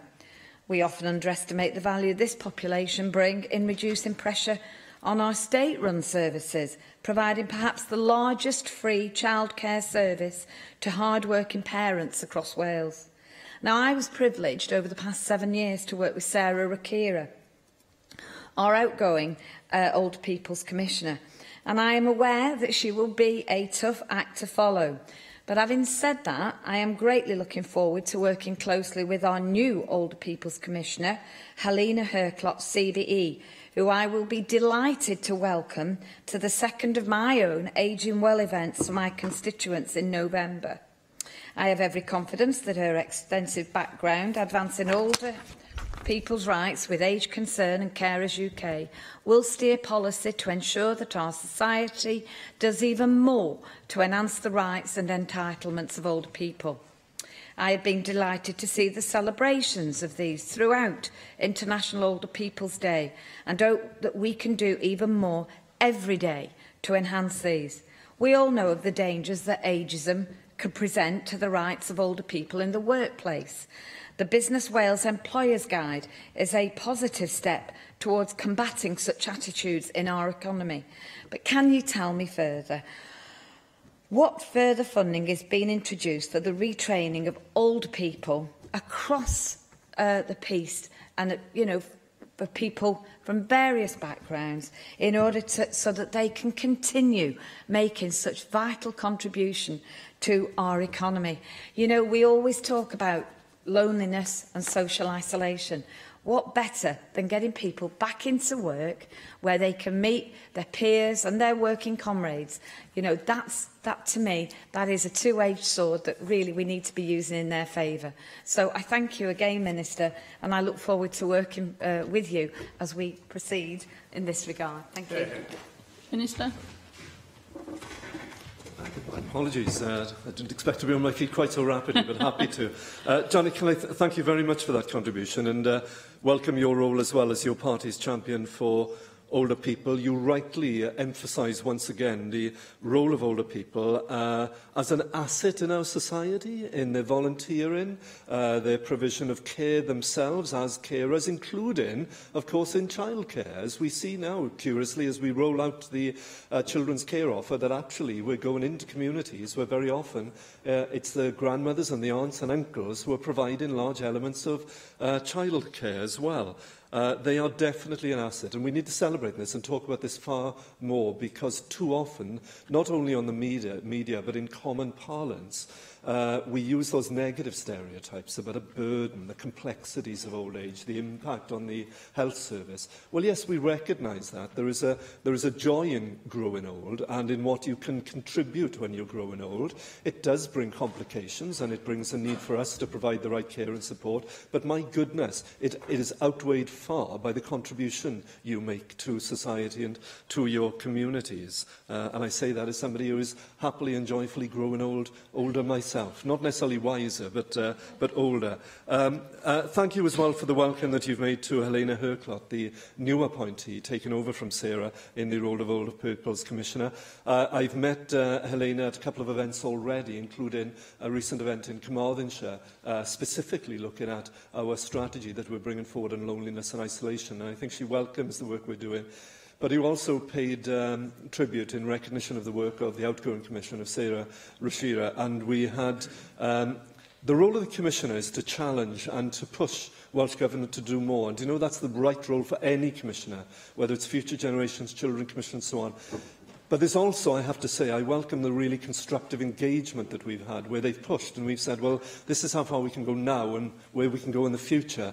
And we left in place, I have to say, which I'm looking forward to discussing with Helena as we take it forward, some real action planning around how we can make practical realisation of rights, as opposed to drafting endless new pieces of law and regulation. How do we make it bite on the ground? So we're working already with the Older People's Commission on embedding the rights of older people across a range of policy portfolios, so building on the Social Services Wellbeing Wales Act legislation. We're actually bringing forward in co-production now practical guidance that demonstrates how to make the UN principles real in reality for older people, where the initial work in that area is focusing on commissioning and on safeguarding and on advocacy, which I mentioned earlier on. These are the areas we need to get really right if we're to support all older people to have a real voice and control over their health and social care. I mentioned that we're updating the 2009 guidance on escalating concerns within care homes, making rights real once again, and embedding human rights in Welsh Government impact assessments processes as well. We're also looking at with the Care Inspectorate Wales at building the narrative of human rights into care home inspection reports as well, and health boards referencing the principles in the quality statements that they produce annually, and we look at other aspects as well. But this is what it's about. It's giving real voice and control to older people by not, we often think here, if we legislate, we do something. No, it's taking the legislation we have, working with the Older People's Commission, working with older people themselves and representative organisations to find the way that we make it dig deep and bite in day-to-day reality. So I welcome those comments and the celebration that you've made as well of the contribution of older people to our society. Lloyd. Diolch yn fawr. Di'r prylywydd a ga i ddiolch i'r gweinidog am ei ddatganiad y prawn yma. Ac yn naturiol, da ni'n croesawu'r ffaith ein bod ni'n nodi diwrnod ryngwladol pobl hŷn, a'r ffaith bod y gweinidog wedi cadarnhau'n bersonol ymrwymiad Llywodraeth Cymru i hawliau dynol pobl hŷn a'i weledigaeth o wneud Cymru y lle gorau yn y byd i heneiddio. Mae yna nifer o ddogfennau deddfwriaethol a pholisi gyda ni yng Nghymru sy'n dweud y pethau cywir o ran cefnogi pobl hŷn, y deddf gwasanaethau cymdeithasol a lles, enghraifft, fel da ni wedi clywed eisoes, arloesol o ran ei hamcanion, ond mae'r profiad ar lawr gwlad yng Nghymru ar hyn o bryd yn golygu bod gyda ni ffordd bell i fynd cyn y gallwn ddweud mae Cymru wir yw'r lle gorau yn y byd i heneiddio. Mae'r Comisiynydd Pobl Hŷn, Age Cymru, Gofalwyr Cymru a llu o sefydliadau eraill wedi nodi'n glir y pryderon sydd ganddynt o ran sut mae gwasanaethau yn cael ei darbaru ar lawr gwlad. Mae'r neges yn glir. Mae deddfwriaeth a datganiadau polisi yn iawn, ond mae angen i ni weld cynnydd ar lawr gwlad yn y gefnogaeth sydd ar gael i bobl hŷn, ac hefyd cynnydd yn y gefnogaeth a hawliau go iawn i dderbyn gwasanaethau yn yr iaith Gymraeg, wrth ymdrin a gofal dementia, enghraifft, lle mae siaradwyr Cymraeg efo dementia, wrth gwrs, fych chi'n ymwybodol, yn colli eu hail iaith yn gyntaf, sef y Saesneg, a dim ond yn gallu cyfathrebu yn y Gymraeg wedyn achos sgil effaith dementia. So what is it like to live in Wales as an older person today? We hear of concerns around service delivery on a weekly basis, despite the provisions within the Social Services and Wellbeing Act, and despite the best efforts of the Older People's Commissioner and others. We hear of older people not receiving carers needs assessments, for example. We hear of older people seeing their day centres closed by local authorities. We hear of the huge numbers of older people feeling lonely and isolated, as the Minister has said. And we hear of older people having to pay extortionate fees to gain domiciliary or residential care. We hear of older people not receiving respite services and in desperately difficult situations. It's clear that there's a long way to go if you are to realise your ambition of making Wales the best place in the world to grow old. So to just wrap up my comments on the statement, beth felly sydd angen i ni wneud? Yn y bôn, dwi'n credu, mae angen i ni feddwl am y gwerthoedd sydd gen i ni fel cymdeithas, ac mae angen i ddatblygu sgwrs genedlaethol ynghylch ar hyn y mae'n ei olygu i ofalu, sut yr ydym yn edrych ar bobl hŷn, a sut da ni'n rhoi grym i bobl hŷn i fyw bywydau cyflawn. Fel plaid, da ni wedi sefydlu Comisiwn Gofal Cenedlaethol i edrych yn fanwl ar y mater yma, ac edrych i adrefnu'r holl system a sefydlu gwasanaeth gofal cenedlaethol yn y pen draw, manylion i ddilyn. Ac fel llefarydd y blaid ar ofal cymdeithasol, dwi'n benderfynol o roi gofal cymdeithasol a phobl hŷn yng nghanol y ddadl wleidyddol. Be sy'n glir fod bynnag yw na fydd y dderfwriaeth a'r dogfennau polisi yn unig yn gallu delifro'r newid da ni am weld. Os ydym am weld cynnydd gwirioneddol yn y maes yma, bydd angen adnoddau arnom hefyd i gyflawni'r weledigaeth honno. Felly, gwrido, pa sicrwydd y gallwch chi roi i bobl hŷn Cymru yn ogystal â geiriau cynnes ac amcynion polisi canmoladwy y bydd yr arian, yr adnoddau a'r gweithlu angenrheidiol ar gael yn y blynyddoedd nesaf wrth i ni geisio sicrhau gwelliannau yn y ffordd yr ydym yn cefnogi pobl hŷn yma yng Nghymru. Diolch yn fawr. Diolch, Dai. And it's interesting that one of the aspects you mentioned there was the talk around a national care service or a national care system. It seems in some ways to be very much the flavour of the moment here, talking about how we take forward an approach to care that builds on the approach that we've done back in the post-war years around the health service. It's quite interesting. Of course, you'll be aware that the approach that we're currently taking under a Healthier Wales long-term plan for health and social care is to bring the two spheres together. I think it's something that the original architects of the National Health Service would, were they alive today, would look at and would recognise as an imperative, so that for older people and others, they have something that feels genuinely seamless, that they are picked up when they needed to, and they are helped to live independently with seamless care, integrated care around them at home. And we see so many good examples. I was in North Wales yesterday, looking at excellent examples, the teams that are working out of Wrexham Mailer Hospital, the Cwm Taff reablement teams, the Stay Well at Home teams, more and more of this. And we're actually putting the money into that, so as well. So you're asking about resources. There's a number of ways we do this. Not least through the ICF funding, and we've announced an additional £80 million into intermediate care funding this year to drive those sort of initiatives.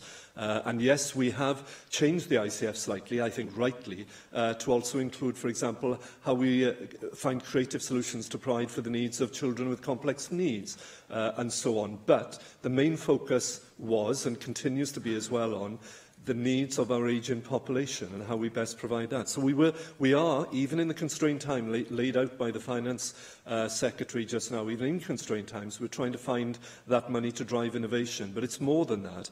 What a healthier nation, a healthier Wales shows us as well, building on the cross-party support for the parliamentary review that preceded it. Was that actually this has to become core. So part of a healthier nation is backed by £100 million of transformation funding, which is not designed to replicate what's going on within ICF, so may let 1,000 flowers bloom. It's to take some of those flowers that are blooming and to say, well, how do we make sure that it happens not just in one place, but across a region? And if we can lift it up to a step change across that region, how do we do that in a way then that can be replicable to other regions? So we build strongly on the creativity that we have seen. There are other ways, the investment that we're putting in, for example, to not only our carers strategy, but the money behind carers as well, because we recognise that if you don't look after carers, including some older carers, they themselves will become the people who need to be cared for. So there are a number of ways that we're trying to put money into the system in the right way, and some of them are outlined by the Cabinet Secretary for Finance earlier on. You are right, though, Di. We can't rest on our laurels on that. We have a way to go. I think the Older People's Commissioner has previously, and I'm sure the new Older People's Commissioner will be very frank, in welcoming the strides we have taken. I think we are doing some incredible things within Wales, quite frankly, but also saying we need to go further. And part of that, I have to say, is, as has been touched on a couple of times, is making reality of the legislation we pass here as legislators. Now, I've touched on a couple of the ways we can do it, but one of those is actually taking forward with older people the idea of how we make that real. And there is work going on at the moment with a framework for an ageing society. Now, that's looking at how we make real participation, deal with transport issues in urban and rural areas, living in the community, what makes a real difference to people living independently in the community, and also preparing for the future. And some of that touches on loneliness and isolation. So that ministerial advisory forum that's driving that work, along with engaging with older people as well, will operate now up until the spring of next year. Then they will bring forward the framework, and we'll take forward from that the work that they point at to say this is how you actually make this really happen on the ground, and build on the work that we've done. So there are ways to go forward with this, but I welcome again the support for driving innovation within this area. We haven't got there yet, and I don't think we ever will. If we ever sit back and say we're happy, we'll have failed. We need to keep on pushing to make these rights real. Jane Bryant. Deputy Llywydd. It's a pleasure to speak on this statement today, and I'd like to focus particularly on a success story in my own constituency. The annual Newport 50 Plus Information Day took place on Saturday, and the day is organised by the city's 50 Plus Forum and has been supported by the City Council for over 20 years. It was a great opportunity for the new Older People's Commissioner for Wales, Helena Harclots, to see the energy and enthusiasm in Newport to support ageing well. And everyone was glad to hear her commitment to being an advocate for older people and their rights. And I'm looking forward to working with her in the future. The Information Day is incredibly popular and has grown year by year. It's not just an opportunity for the public to find out what information and advice is available, but it's also a great opportunity for local groups to network. Stallholders range from community activity groups and carer support networks to those providing housing and legal advice. This year, there was a particular focus on intergenerational working with a group of students from Baselags School, as well as cadets volunteering to support the Over 50s Committee. The idea of involving young people came from forum members themselves, and they're a committed group of volunteers, and until this year the group was chaired by the inspirational Shirley Evans. Shirley showed great dedication to the forum and the people it represents for some 20 years. And as with many things, it's often a small group of volunteers who drive forward these events and activities, and Shirley certainly led the way. Peter Walters has now ably taken over as chair, ensuring that the forum continues to listen and champion older people across our city. Shirley still regularly attends meetings and is a prime example of remaining active and not allowing age to become a barrier. Marking the beginning of Age Positive Week, Saturday's event was a real celebration of older people and all that they contribute to our city. And as the Minister says, older people form the backbone of our society. Events like these are so important to showcase services and activities available for older people, so perhaps the Minister can ensure that this good practice is fed into other areas of Wales, and I'm sure the Newport 50 Plus Forum would warmly welcome the Minister to the popular event next year. Thank you. Thank you. I think the invitation has been laid down well in advance. I don't think I've got any excuse for failing to attend now. Jane, thank you very much for that. And I think it does show that we all actually have a role here to play locally in the events that we attend, in the events that we organise, in the way that we actually celebrate the lives of older people and the contribution that they make. And we need to keep on doing this, because I think it's a bit of a... we are winning, but we've got to do it more often in order to turn around this negative connotations that often is portrayed in the media about older people, that they are a burden and so on. Actually, if we didn't have these older people who were volunteering, who were looking after their children, looking after their loved ones, who were doing so much, who were running community transport schemes, who are working in food banks, who are doing the school runs and so on, we'd fall apart, quite frankly, we really would.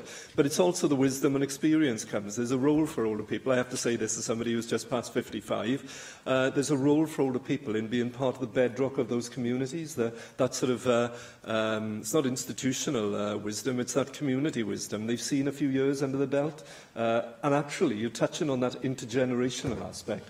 There are wins both ways. We increasingly see it from well-known high-profile initiatives such as the Pimp My Zimmer to the exchanges where older people go into schools and do reading classes and assist with teachers' assistants within classes, but also younger people going into residential homes. The engagement is fantastic to see, and there are wins both ways. Younger people working with, going from school, sometimes as part of the Welsh Back, going into schools to actually talk through memories with people who are experiencing dementia, and to work with them on that. So many wins with it. We all have a role to play, and I pick up the cudgel. I'm sure my office team who will be listening to this debate will have heard the invitation now for next year and will be putting it eagerly into the diary. And I'd be keen to come along, and I've been to that centre several times. And most recently, I was there to actually, with a large group of older persons organisations and younger people as well, talking about the issues of loneliness and isolation. So I'd happily look at coming to that next year. But thank you very much for your approach to it. And I know John, your colleague in Newport, has said the same as well. We all have a role to play in celebrating older people. Thank you. David Rowlands. Can I thank the Cabinet Secretary for his statement today and some of the positive initiatives he outlines. I feel reasonably qualified to take part in this debate, and perhaps here I should declare an interest. But many of the key concerns surrounding older people are identified in their ability to deal with statutory authorities on matters such as financial worries, housing, health, crime and isolation. These needs are a large part of living into old age. We all acknowledge smoking, diet and exercise correlate directly to deprivation and ill health in later years. This results in some older people finding real restrictions on their ability to look after themselves during old age. Many older people experience problems in daily living because of chronic illnesses or health-related disabilities. We are living longer, but not necessarily healthier lives. The decline of the wider family group compared to earlier times is a factor that puts many older people into care homes and away from their communities much earlier than should be the case, thereby increasing their isolation from friends and peers. It is encouraging to read in today's statement about the setting up of the acute response team in Prince Philip Hospital, which is designed to keep and treat people at home. This, of course, begs the question, Cabinet Minister, how quickly will these be set up in other hospitals? We again acknowledge ensuring that older people are not disadvantaged simply by reason of age is one of the greatest challenges of modern times. That challenge is to ensure all of our older people are able to live fulfilling lives and are not seen as a burden, but recognised for the contribution they have made throughout their lives to the economy and community as a whole, and also to acknowledge many of them still contribute to society in many ways, often being the backbone of many charities and social activities. It is therefore incumbent on statutory authorities to ensure that their core mainstream services are available to older residents in the same way that they are for other people. Social care is not just about getting people washed and dressed, but should be aspiring to help people live the fullest of lives, and that with dignity. Financial arrangements should be put in place as soon as possible in anticipation of the escalation of costs of providing services going forward. There are a welter of issues building, like floodwaters behind a dam. Unless we act decisively to prevent it, that dam will one day burst with devastating consequences, particularly for the elderly. As we know, Whitehall insists on reducing funding to local authorities, which of course drastically impacts on the services they are able to deliver.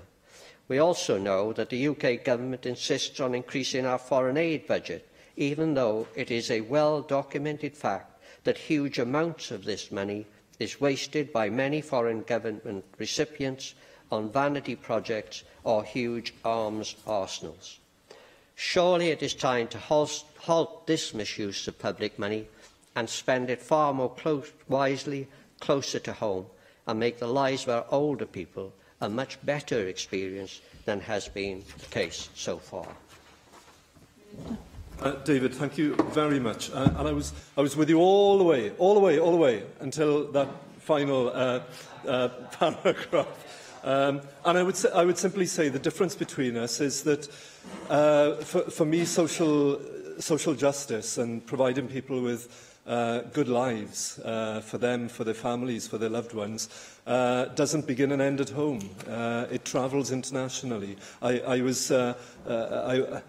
popped into a lunchtime event today with a group of children from Harvard School in, I think, Mike Hedges' constituency.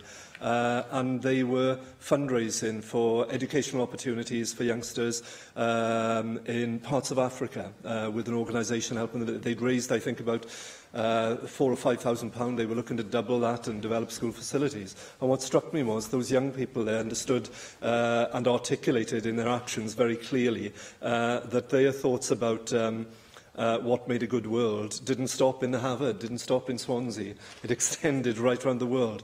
And I think that's where I differ. We can do both, David. I don't think I can. Sorry, David, I would otherwise. Unfortunately, in a statement, I can't. But I think you'll continue to make your case for focus on home. I'll continue to make the case for we should do these good things at home and overseas as well. But let me pick up on some of the points where I think we had real agreement there. You mentioned about the transformation. How do we take these good examples like the Prince Philip? I think I mentioned in my earlier contribution that the Prince Philip example, and many others that I see as I travel around Wales, it's not an isolated example anymore, are driven by ICF funding, and sometimes driven, I have to say, by health boards and local authorities without ICF funding doing it themselves. Sometimes those, through their regional partnership working now, have decided to roll that out. If you look at for example, the Come to Stay Well at Home, they've done without a lot of additional funding. They've rolled that right, across large areas, but not entirely. So we hope that the transformation programme we have, backed with £100 million of funding, will allow these to be upscaled to a regional level and then replicated as well. So what is great and novel becomes commonplace and mainstreamed. But of course, the ICF funding of £80 million this year, the transformation fund of £100 million over the next 2 years or so, is as nothing compared to the £9 billion within the combined health and social care budget. So if we can actually get this stuff mainstreamed into that budget, into the way of thinking, then we've really broken the back of this. And I start to see a Cabinet Secretary for Health and I, who jointly go on endless tours of the country, speaking to the regional partnership boards. We absolutely see now that they are owning this process themselves increasingly and are coming to us saying, here's what we think we can do, not just with additional funding, but as part of core funding, because that will make the difference for older people. But we also have, of course, underpinning this, the Social Services and Wellbeing Act. I can take no credit for that. It was put in place by predecessors in the previous Assembly. But I'll tell you, when I visited a Harvard residential facility in Caerphilly about 3 months ago, a young chap who showed us around their Geraint took us to visit the family and an individual with dementia. Wholly different from what you might have seen years ago. Because the gentleman he introduced me to, who had progressive dementia, but they knew from discussions with him, but also with his family, that he was an exceptionally keen gardener, always had been. So they'd worked out the individual plan for him, the individual plan in line with the Social Services and Wellbeing Act, an individual plan with him and with his family that meant that he was actually the one who took charge of all the gardening around the place. The benefit for him in terms of independence and dignity and the status that he had, that he wasn't regarded as somebody to sit over there quietly. He didn't require masses of medication and so on there. He was actually part and parcel of the run-in of that facility, important to it, and his family loved it, he loved it. So we are starting to do these things practically, but there are other things we can do as well. So, for example, we have, as well as the RISCA regulations that we've currently been taking through this place, we also have an ongoing care home improvement strategy. It's not to say we get to a point and that we accept it. It's a constant improvement. And I hope that many members here, as they go into residential homes nowadays, will see the difference in approach that is being done. And on top of that, we add registration of the domiciliary care workforce, and we'll move on to registration and professionalisation of the residential home workforce. All of these things will have a material impact on the quality of life of our older people. And then for those who live independently in their own homes, it's the capital funding that the Minister for Housing and I announced recently that will allow local authorities to actually work with housing associations with capital money to provide dementia-friendly communities, for example. So it doesn't have to be necessarily in a residential home. It could be in a cottage where they are supported to live independently with wraparound digital provision that keeps an eye on them and so on. New ways of thinking, focusing the money on the right outcomes, and to come back to Di's point, we will not get there overnight, but this is a different way of thinking that puts the person at the centre of it, their wishes, their aspirations, and then you build it around them. And we're starting to do some really interesting things. Thank you very much, Minister. Item 6 on the agenda this afternoon is a statement by the Cabinet Secretary for Health and Social Services, an update on pre-exposure prophylaxis, thank you, or approaching Wales. And I called on the Cabinet Secretary for Health and Social Services, Vaughan Gethin. Thank you, Deputy Presiding Officer. I welcome the opportunity to update members on the introduction of pre-exposure prophylaxis, what I shall now refer to as PrEP, 1 year after its introduction here in Wales. PrEP, as we know, is an antiretroviral medication, which, if taken correctly, can prevent HIV for those at risk. Public Health Wales undertook work with an independent HIV expert group in November 2016 to assess the public health effectiveness of PrEP. A health technology assessment of this treatment was also undertaken by the All Wales Medicine Strategy Group in April 2017. On the 28th of April 2017, I announced my decision to provide the drug Truvada as PrEP to all those who would benefit from this preventative treatment as part of an all-Wales study. That study will last up to 3 years. It started in July 2017, and it will provide evidence for the acceptability and the effectiveness of PrEP in HIV prevention. Public Health Wales and the independent HIV expert group are overseeing the study, and health boards in Wales began providing PrEP in July last year through integrated sexual health clinics. And sexual health services have worked hard to introduce this intervention, and I'm pleased to say that all integrated sexual health clinics in Wales have been providing PrEP from the outset. Now, any patient of whom PrEP is deemed suitable is required to have a negative HIV test and a baseline blood test to ensure that they have no underlying health conditions. They're also required to receive counselling before PrEP is provided. And between the 1st of July 2017 and the 30th of June 2018, 989 patients in Wales were deemed eligible for PrEP. Almost half of these individuals were new or relatively new to sexual health services. And it is important that individuals who participate in high-risk sexual behaviour engage with our sexual health services, both to protect themselves and others. And making PrEP available has encouraged this. I can confirm that at least 5 individuals have been diagnosed with HIV as a result of their engagement with sexual health services for PrEP. These individuals can now receive the care that they need to stay well. A total of 559 people started on PrEP during the first year of this study, and I am very pleased to say that no new cases of HIV have been diagnosed within this group of people. However, services did diagnose a number of significant sexually transmitted infections within this group. There were 70 cases of gonorrhoea and 15 cases of syphilis, and that's to be expected in a high-risk group.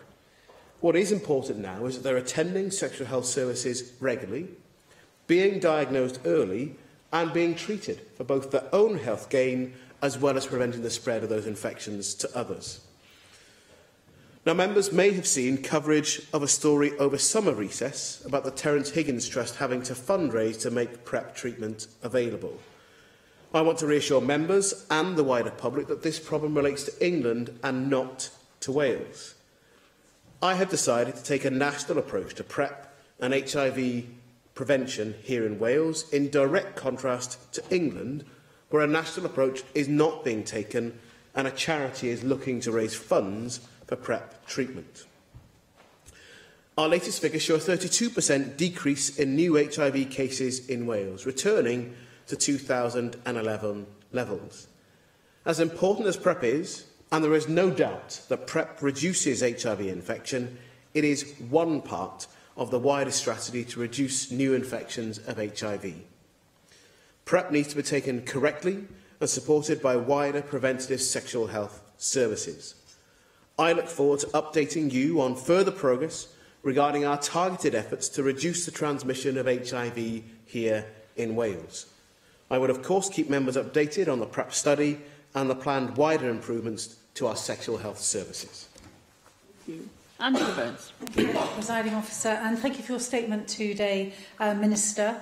It's welcome news. There is a steady increase in the number of people living with HIV in Wales, which reflects actually an increase in survival and new diagnoses, both of which are to be welcomed. And we believe that PrEP plays an important role in reducing these new diagnoses. I have 2 areas of questioning. Not all people have had equal access to the drug. Previously, you have highlighted that there were challenges in Powys due to the lack of services, and that meant that there wasn't a consistent all-Wales approach. Back in May 18, you gave assurances that this would be rectified. So I wonder if you could outline what progress has been made in these areas. And with this newly available drug, really, what is it? It's important that clinicians and the prescribing medical professionals are aware of the new drug and prescribe it as required. So perhaps you can just give us a bit of an update about the consistency and universality of access to PrEP throughout Wales, but particularly looking at Powys. The second area I just wanted to ask you about was the outcomes of the Welsh trials so far. I was pleased to see that you are monitoring the prevalence of STIs that are detected. And I assume that as part of that, you are talking about, or they are being given information on the education and use of condoms, etc., etc. But I was slightly concerned to see that of the 559 at-risk people who took the drug, 153 are unknown or have been lost to follow-up. And I wonder if perhaps you could give us a bit of an overview as to why that has happened, how we've managed, those 153 have disappeared off our radar, and what do we need to do to ensure that people who come onto this PrEP drug actually stay with it and stick with the whole process, because they, of course, as you've already identified, they are the most at-risk people. Thank you for the two questions. In the early part of my statement, I did try to outline that every integrated sexual health clinic in Wales have been providing PrEP from the outset of the trial, which is good news, because when we initially spoke in May, that was before the trial had begun. So actually, within the period of time and the lead-in time, every integrated sexual health clinic has been providing PrEP. So the postcode challenge that we were concerned about, as far as PrEP is concerned, hasn't taken place. So it has been available to every citizen who has been it's been appropriate for, and so they've had access. I'll happily make sure that we continue to monitor that it is generally available in every part of the country, and every citizen who could and should access PrEP is able to do so. On your final point, though, about those people that have fallen out, it is an important point. It's part of the challenge about wanting to make sure that we talk about this as a normal part of health services, because there's still a stigma, there's still a challenge about people engaging in services and recognising it's actually in their interest, not just in the government's interest, the health services interest, but in their interests. And there isn't a cap on numbers in the way that there is across the border, and to make sure that for all those of people who could benefit do. And actually, it's part of the study that's being undertaken by both Cardiff University and Public Health Wales, the research on attitudes to PrEP, because there is, if you like, the technical pathway about how to try and treat people, but it's actually the support around that to make sure that people actually are taking advantage of and fully complying with the treatment regime to actually have the full benefit of it. And as we've seen, we are getting to the highest risk group of people because of the levels of other sexually transmitted infections that are within this group of people. So it does show making the right health gain, dealing with the right people, and that is actually providing a benefit to the wider public. Piarwe. Diolch yn fawr iawn, ac dwi'n hefyd yn croesawu llwyddiant sy'n yn ymddangos o fod wedi dod allan o'r trialon hyd yma.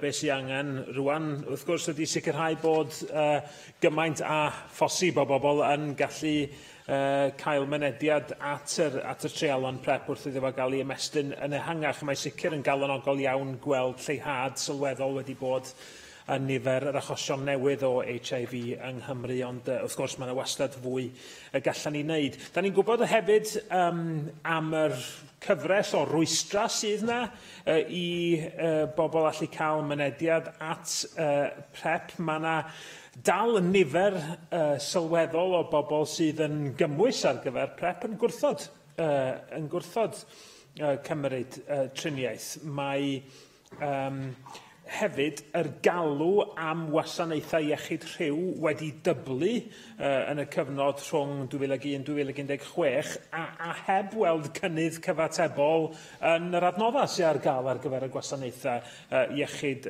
rhyw. A dydy yn anodd iawn gweld wedyn o le mae'r broblem yn dod. A hefyd, mae gennym ni dylla yn yr wybodaeth sydd ganddyn ni ynglyn â data demograffig ac yn y blaen. Felly, y tri chwestiwn, pa gama ydych chi neu ydych chi'n bwriadu i cymryd ysgrifennydd cabinet i ymwneud ag ymgysylltu a unigolion a grwpiau bobl sydd yn gymwys ar gyfer PrEP i godi ymwybyddiaeth ohono fo ac i sicrhau bod PrEP yn cael ei dderbyn gan y grwpiau hynny, a dwi'n meddwl bod gweithwyr rhyw yn un grŵp arbennig lle mae yna lawer mwy o waith targedu i'w wneud. A allwn ni gael ymrwymiad ganddoch chi y bydd gwasanaethau iechyd rhyw yn cael eu cyllido yn ddigonol mwyn cefnogi yr astudiaeth PrEP yma mwyn sicrhau bod pawb all fanteisio ohono fo gael mynediad ato fo. Ac ar y cwestiwn yma o ddata, pa gamma allwch chi gymryd i edrych ar yr gaps yna sydd ganddo ni mewn data demograffig mwyn gwneud yn siŵr bod gwasanaethau PrEP yn cael eu targedu mor effeithiol y gallan o bod? Cabinet Secretary. Thank you for the questions. I think one of the encouraging things we shouldn't lose sight of is we are getting an engagement with people who previously weren't engaged with sexual health services because of the availability of PrEP. So it's not just a benefit for HIV. And as I've said earlier, those other sexually transmitted infections that people have are now being treated for would not have been discovered if they were not engaging with sexual health services to try and to receive PrEP. That's a good thing.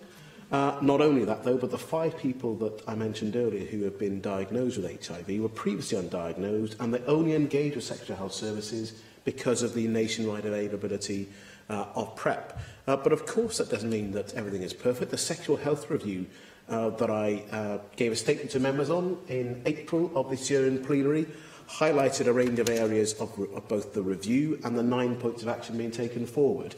And I will happily come back and make sure that members are further updated, whether it's an oral statement or a written one, on the progress, and the board undertaking the progress, and that is being overseen by the Chief Medical Officer. So it is at the senior end of the government, the top of the government, with the Chief Medical Officer having oversight of it, because we recognise there is still more for us to do, and we need to make funding decisions that actually reach the need that we identify. But in terms of understanding how and why people do or don't engage with those services, is not just the work that the review has done, but actually the study that I mentioned in answer to Angela Burns, undertaken by Public Health Wales and Cardiff University, is looking at how individuals living in Wales use PrEP and how PrEP relates to their behaviour and about their access to other health services. So we're looking in that broader piece of work. And so we'll have some really useful information to come to us in the research that's being undertaken. We also have an international perspective too. In the summer, last year, I met with Dr. Owain Williams, who coincidentally I knew when I was a student in Aberystwyth. He's now working in Queensland University, and he's overseeing. He's a senior research fellow in global health at the University of Queensland, and he's overseeing some of the work they're doing on a PrEP trial in Queensland too. So we're looking at international evidence as well as evidence here in Wales as well. Because I would always want to be, and I say this regularly, guided by the evidence on what works best, and understand that we can't force people to make decisions that we think are the right ones for them, but how we work with and understand the choices they make and try to help them to make generally informed choices, and that should inform our choices about the quality and the nature of healthcare that we provide to the wider public.